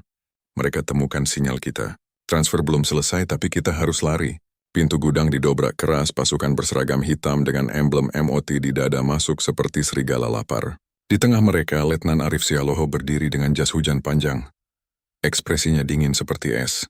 Kukira kalian mati di laut. Katanya datar tapi matanya penuh dendam. Sayang, dunia selalu beri kesempatan kedua pada orang yang salah. Raja menembak duluan, tapi Arif lebih cepat bersembunyi di balik truk. Peluru berdesing, menembus drum minyak, membuat api menyala di lantai. Asap hitam membubung dengan bau bahan bakar yang menyengat. Sari berlari ke arah Bagas yang berusaha selamatkan laptop. Suaranya penuh keputusasaan. Transfer belum selesai, Bagas. Jangan berhenti demi anakmu. Bagas menatapnya. Air mata mengalir, suaranya pecah. Aku tak akan gagal anakku lagi, Sari. Kalau aku mati, pastikan dia tahu ayahnya pilih kebenaran. Raja menutup jalan masuk dengan peti kayu, tapi pasukan terus mendesak. Salah satu peluru menembus bahunya lagi. Darah menyembur. Ia jatuh tapi masih menembak balik. Suaranya penuh amarah dan keharuan. Arif, kau bunuh prajuritmu sendiri. Kau bunuh adikmu dalam hati setiap hari. Aku tak akan biarkan kau ambil Sari, ambil kebenaran ini. Dari balik asap, Dr. Isna Borumanurung muncul, mengenakan jas hitam. Wajahnya tenang seperti di ruang rapat, tapi matanya penuh badai. Raja Sihombing, katanya pelan, suaranya seperti pisau yang mengiris hati. Engkau buat kekacauan besar, tapi aku berterima kasih karena kau tunjukkan pengkhianatku. Ia menatap Bagas, matanya penuh luka dan kemarahan. Kau anakku sendiri, Bagas. Aku besarkan kau, aku selamatkan kau dari jalanan. Kenapa kau pilih mereka ketimbang ibumu? Bagas membeku, air mata mengalir deras, suaranya tersendat oleh keharuan. Ibu, aku sayang ibu, tapi aku tak bisa hidup dengan darah di tanganku. Aku lihat anak-anak dipotong hidup-hidup, ibu. Aku dengar jeritan mereka seperti ayahku yang ibu biarkan mati. Aku punya anak kecil, ibu. Aku janji padanya aku akan jadi ayah yang baik, bukan monster seperti ibu. Maafkan aku, tapi aku pilih kebenaran demi dia, demi jiwa kita. Isna menatapnya, air mata jatuh, suaranya pecah. Kau tahu aku lakukan ini untuk rakyat, Bagas. Untuk anak-anak kelaparan di kampung. Tapi kau hancurkan mimpiku, anakku sendiri. Layar laptop berbunyi. Transfer complete. Bagas menatap layar dengan lega. Air matanya bercampur senyum. Sudah terkirim, Ibu. Dunia akan tahu. Isna menjerit, wajahnya merah kemarahan dan memberi isyarat pada Arif. Tembakan meletus, waktu seolah berhenti. Peluru menembus dada Bagas, ia terhuyung. Darah mengalir seperti sungai merah. Sari berlari memeluknya, menangis terseduh. Bagas, tidak, bertahan. Anakmu menunggu. Bagas tersenyum lemah, suaranya lirih. File itu sudah sampai. Katakan pada anakku, ayahnya tak penutup dosa. Maaf Sari, Raja, lanjutkan. Napasnya terhenti, matanya tertutup, tubuhnya lunglai di pelukan Sari. Raja menatap Isna dengan amarah membara, air mata mengalir deras, suaranya penuh keharuan. Kau bunuh anakmu sendiri, Isna. Kau bunuh ayahku, kau bunuh jiwa kita semua. Aku bersumpah, aku akan tuntaskan ini meski nyawaku harga terakhir. Isna melangkah mundur ke pintu, memberi isyarat pada Arif untuk mundur. Suaranya dingin tapi rapuh. Kau bisa coba, Raja. Tapi ingat, semua orang makan dari tanganku. Gudang itu meledak sesaat kemudian. Menelan suara darah dan rahasia dalam kobaran api, sementara Raja dan Sari berlari keluar. Hati mereka hancur oleh pengorbanan Bagas dan kebenaran yang kini menyebar ke dunia. Malam di Bukit Merah, pinggiran Medan, terasa seperti lubang hitam yang menelan segala cahaya dan harapan. Kabut tebal menyelimuti jalan setapak menuju kompleks penelitian milik Biogen Nutrima, bangunan kaca raksasa yang berdiri di tengah hutan seperti kuil modern yang menyembunyikan dosa kuno. Bau zat kimia menyengat dari saluran pembuangan yang mengalir ke sungai, mencampur aroma darah kering dan asam yang menusuk hidung seperti racun. Raja Sihombing dan Sari Boru Sitanggang menyelinap melalui saluran pembuangan di sisi belakang. Tubuh mereka basah oleh lumpur hitam yang berbau anyir. Seperti darah yang membusuk di bawah tanah, Raja memegang pistol kecil yang sudah berkarat, luka di bahunya masih mengucurkan darah. Setiap gerakan terasa seperti pisau yang mengiris dagingnya. Sari menggenggam senter kecil dan gelang logam berisi data MOT. Matanya penuh ketakutan tapi juga tekad yang membara. Meski air mata masih membasahi wajahnya setelah kematian Bagas. Begitu kita masuk ruang utama, aku upload file ke server publik. Bisik Sari, suaranya gemetar tapi penuh harapan. Kita harus cepat, Raja. Mereka pasti sudah pasang sistem keamanan penuh. Raja mengangguk, napasnya tersengal, suaranya serak penuh keharuan. Ini akhirnya, Sari. Aku janji pada Bagas, pada ayahku, pada adikmu. Kita akan hentikan ini. Kalau aku tak selamat, kau harus lanjutkan. Adikmu menunggu, jangan biarkan dia kehilanganmu seperti aku kehilangan ayah.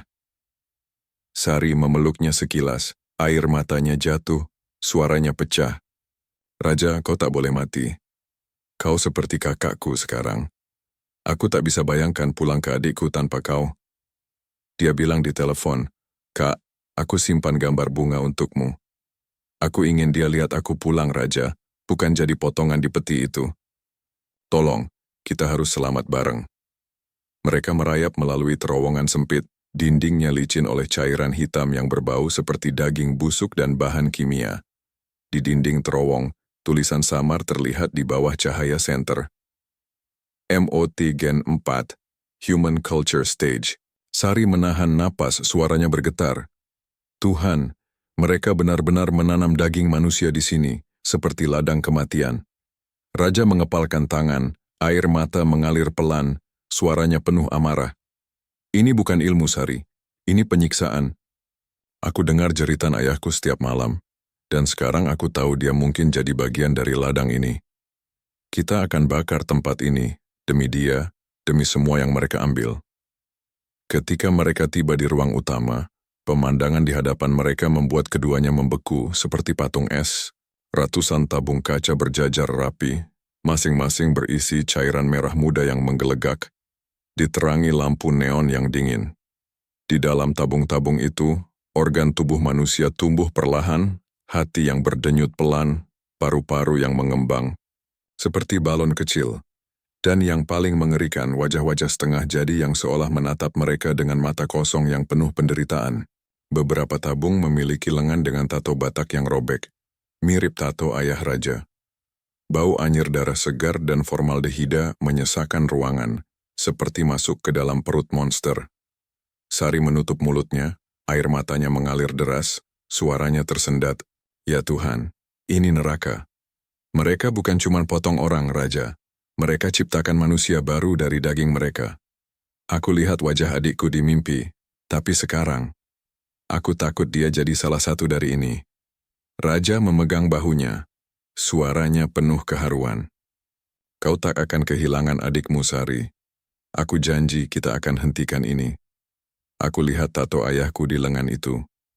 Dia mungkin di sini dikembangbiakkan seperti ternak. Tapi kita akan akhiri mimpi buruk ini demi mereka semua.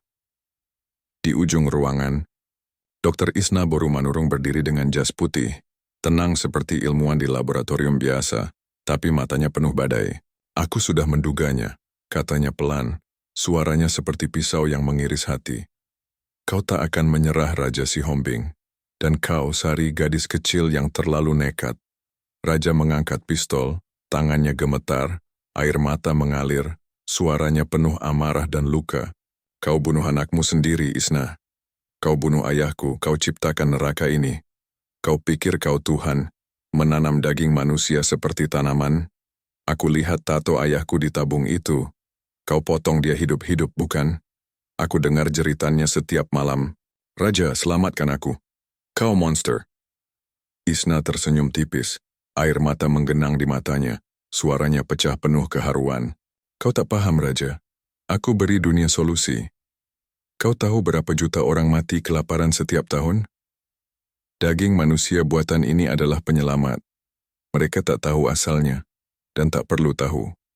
Aku lakukan ini untuk rakyat, untuk anak-anak seperti adik Sari yang kelaparan di kampung. Tapi kau hancurkan mimpiku seperti Bagas anakku sendiri. Aku besarkan dia, aku selamatkan dia dari jalanan, tapi dia pilih kau ketimbang aku. Sekarang kau juga. Kalau kau anakku, Raja, kenapa kau pilih jalan yang bunuh ibumu sendiri? Sari melangkah maju. Air matanya mengalir deras, suaranya gemetar penuh kemarahan. Kau memakan anak-anak orang miskin, Isna. Kau ubah mayat jadi bahan pangan dan sebut itu penyelamatan. Aku lihat anak kecil di meja potong, matanya memohon, Bibi, aku mau pulang. Adikku menungguku, dia gambar bunga untukku, tapi kau akan potong dia kalau tahu dia keluargaku. Kau bukan ibu, kau iblis. Isna menatapnya, air mata jatuh, suaranya penuh luka.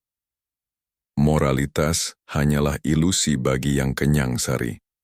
Aku kehilangan suamiku karena dia tak cukup kuat melawan dunia ini. Aku lakukan ini agar tak ada lagi anak yang mati kelaparan. Tapi kalian tak akan pernah paham. Tiba-tiba, pintu besi di belakang mereka terbuka keras, suaranya seperti palu yang menghantam tulang. Letnan Arif Sihaloho masuk bersama 4 pasukan bersenjata lengkap. Wajahnya dingin seperti es tapi matanya berkaca-kaca untuk sesaat. Turunkan senjatamu, Raja. Katanya suaranya seperti vonis mati. Permainan sudah selesai. Raja memutar tubuh cepat, menembak satu lampu tabung hingga ruangan gelap. Pecahan kaca berhamburan seperti hujan darah. Sirene darurat menyala, lampu merah berputar dan gas putih keluar dari ventilasi. Baunya seperti racun yang membakar paru-paru. Gas Barakan! Teriak Sari. Menutup hidung, air matanya mengalir. Raja, kita harus keluar. Raja menarik Sari ke balik meja logam, melempar granat asap yang ia rakit dari barang bekas. Kabut bercampur asap tebal membuat pandangan kabur. Suara tembakan dan jeritan pasukan menggema seperti neraka. Dalam kekacauan itu, Raja menyelinap ke terminal komputer utama.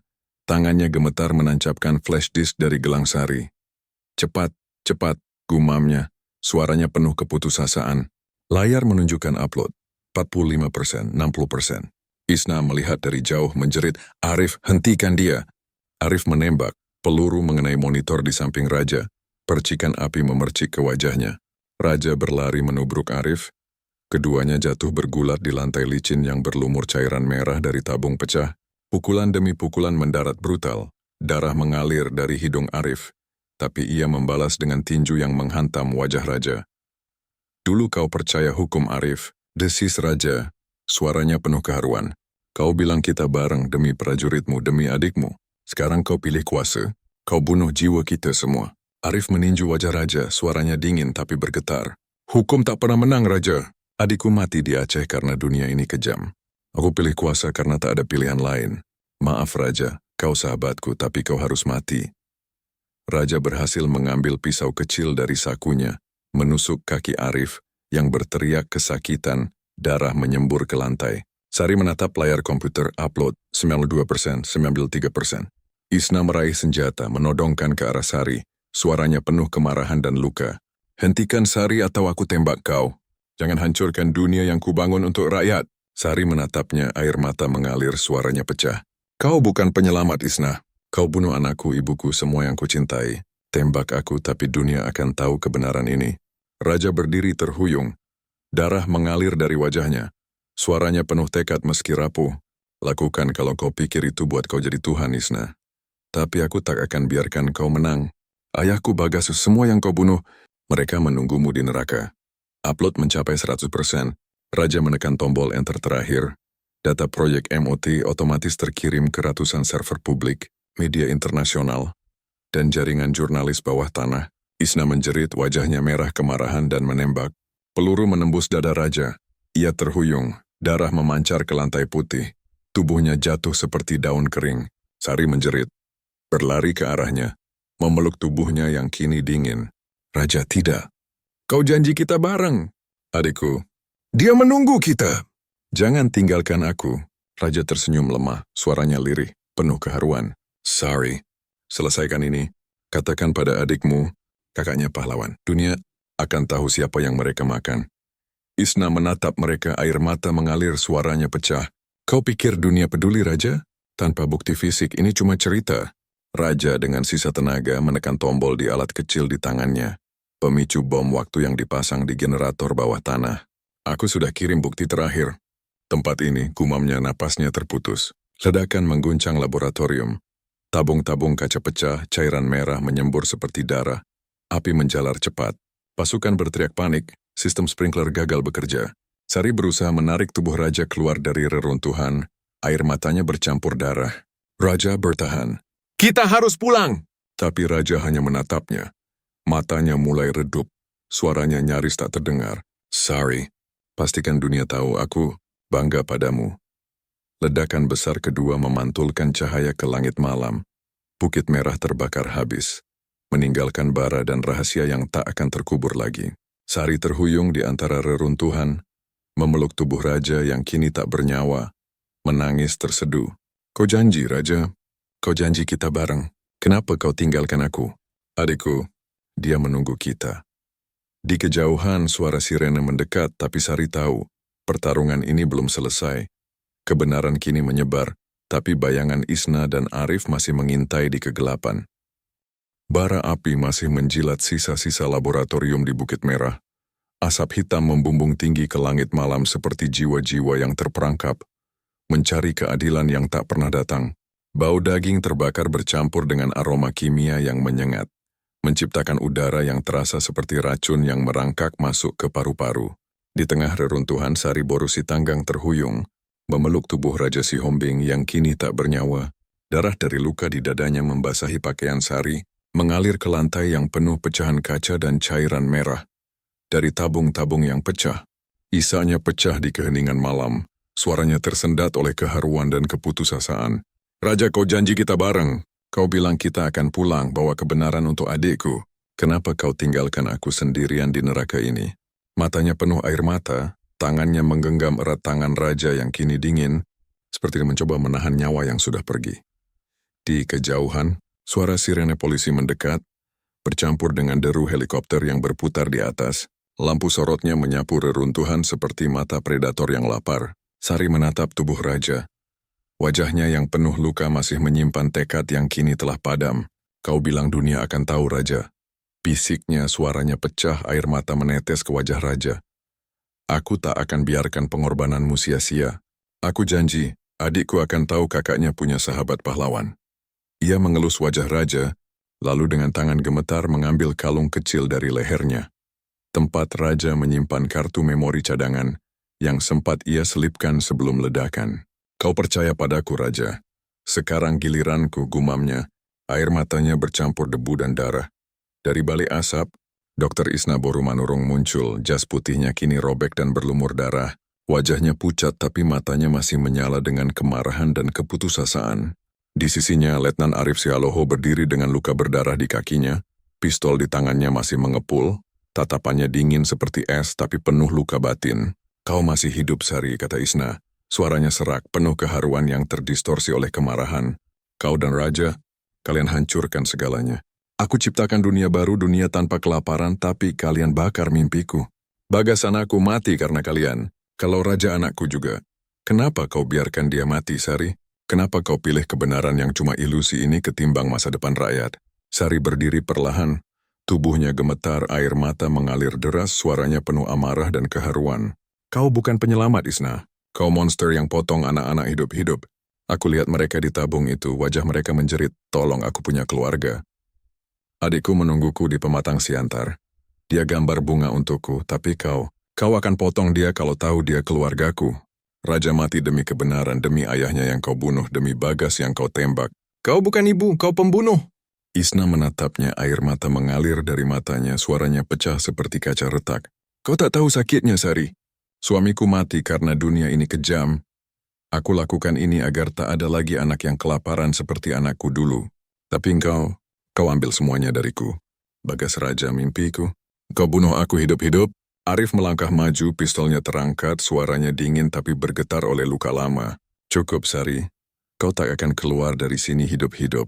Raja sudah kirim data, tapi tanpa kau itu cuma cerita tanpa saksi. Sari menatapnya. Air mata mengalir, suaranya penuh keharuan. Kau bilang kau patriot, Arif. Kau bilang ini demi negeri. Kau potong prajuritmu sendiri. Kau potong adikmu dalam hati setiap hari. Aku dengar jeritan mereka di pabrik, tolong aku punya anak. Raja percaya padamu. Dia bilang kau sahabatnya, tapi kau tusuk dia dari belakang. Kau tak punya jiwa lagi, Arif. Arif menunduk sesaat. Air mata jatuh ke lantai, suaranya tersendat. Aku kehilangan adikku di Aceh, Sari. Aku janji padanya aku akan jadi pahlawan, tapi dunia ini tak beri pilihan. Raja sahabatku, tapi perintah adalah perintah. Mai, Sari. Ini akhirnya. Sebelum Arif menembak, Sari melempar granat asap terakhir yang ia ambil dari sabuk raja. Asap tebal membungkus ruangan seperti kabut kematian. Ia berlari menyeret tubuh raja ke arah pintu darurat. Kakinya tersandung pecahan tabung yang masih mengeluarkan cairan merah seperti darah hidup. Tembakan Arif menghantam dinding, percikan api dan kaca berhamburan. Suara jeritannya menggema, kau tak akan lari, Sari. Sari terus berlari, air matanya mengalir, suaranya pecah. Raja, aku tak akan tinggalkanmu. Kau janji kita bareng. Aku akan bawa kau pulang meski cuma tubuhmu. Ia mencapai pintu darurat.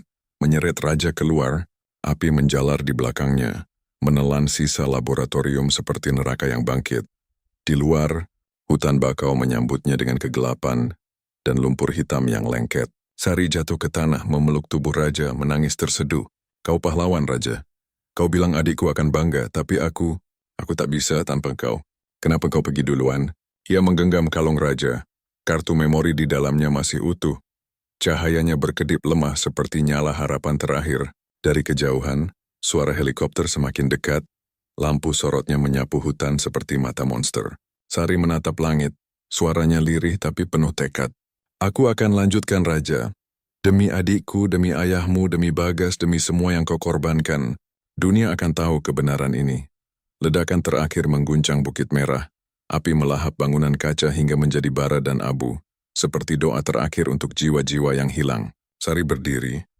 masih memeluk kalung raja, matanya basah tapi penuh api. Di tengah reruntuhan, bayangan Isna dan Arif menghilang dalam asap, tapi Sari tahu mereka belum selesai. Kebenaran telah menyebar, tapi harga yang dibayar terlalu mahal, dan pertarungan ini masih jauh dari akhir.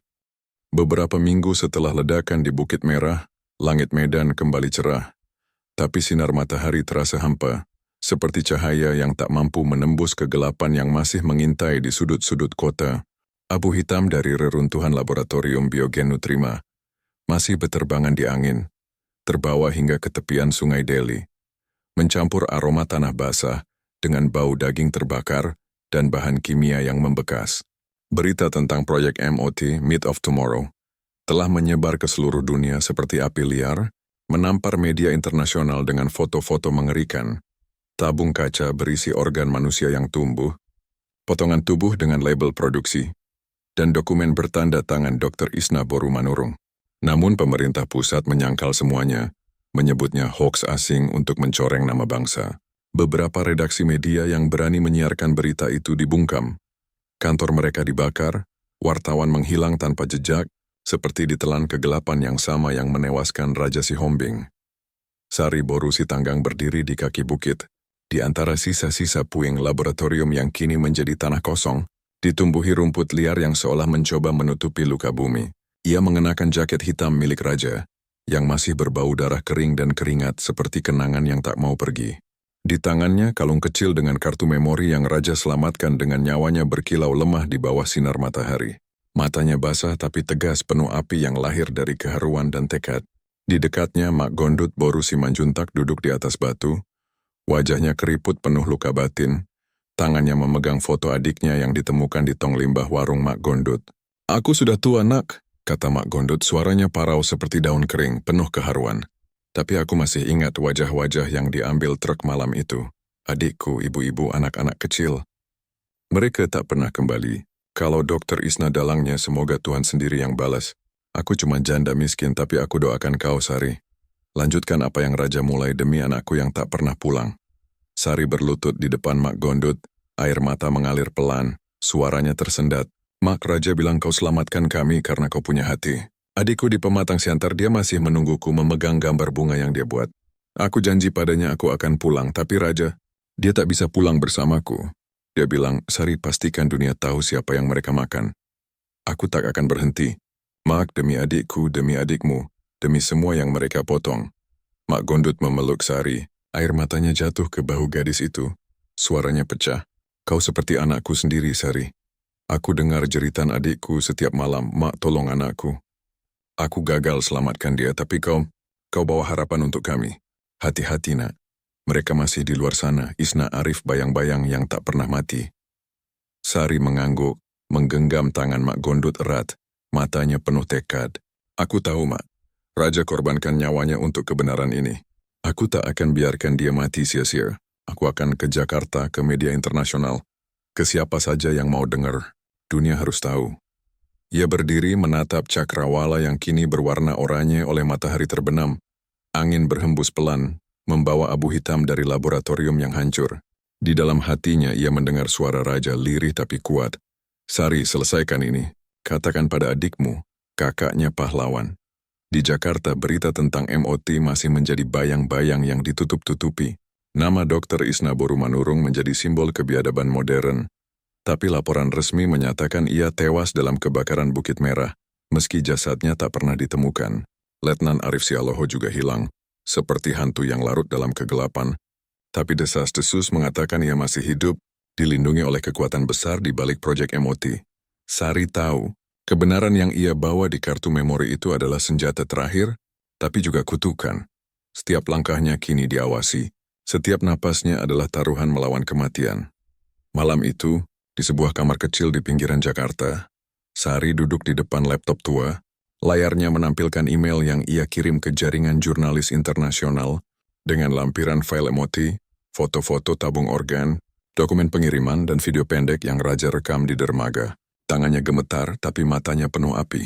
Ia mengetik pesan terakhir. Suaranya berbisik penuh keharuan. "Raja, kau bilang kebenaran itu seperti api. Bisa bakar kita, tapi juga terangi dunia. Aku tak akan berhenti meski mereka kejar aku sampai akhir. Adikku akan bangga, ayahmu akan bangga, kau akan bangga. Ia menekan tombol send, dan layar laptop berkedip, menunjukkan data telah terkirim ke seluruh dunia. Di luar, hujan mulai turun, mencuci jalan-jalan Jakarta yang penuh debu dan dosa. Sari menatap kalung raja di tangannya. Foto kecil di dalamnya menunjukkan wajahnya yang tersenyum, seolah masih hidup di sisinya. Perjuanganmu belum selesai, Raja, katanya lirih, air mata menetes ke meja. Aku akan terus menyuarakannya, sampai dunia tak lagi makan dari darah saudara kita. Angin berhembus pelan, membawa abu hitam dari Bukit Merah yang jauh, seperti doa terakhir untuk jiwa-jiwa yang hilang. Di tengah kegelapan, kebenaran kini menjadi tanah suci. Tapi Sari tahu, bayang-bayang Isna dan Arif masih mengintai, dan pertarungan ini baru saja dimulai.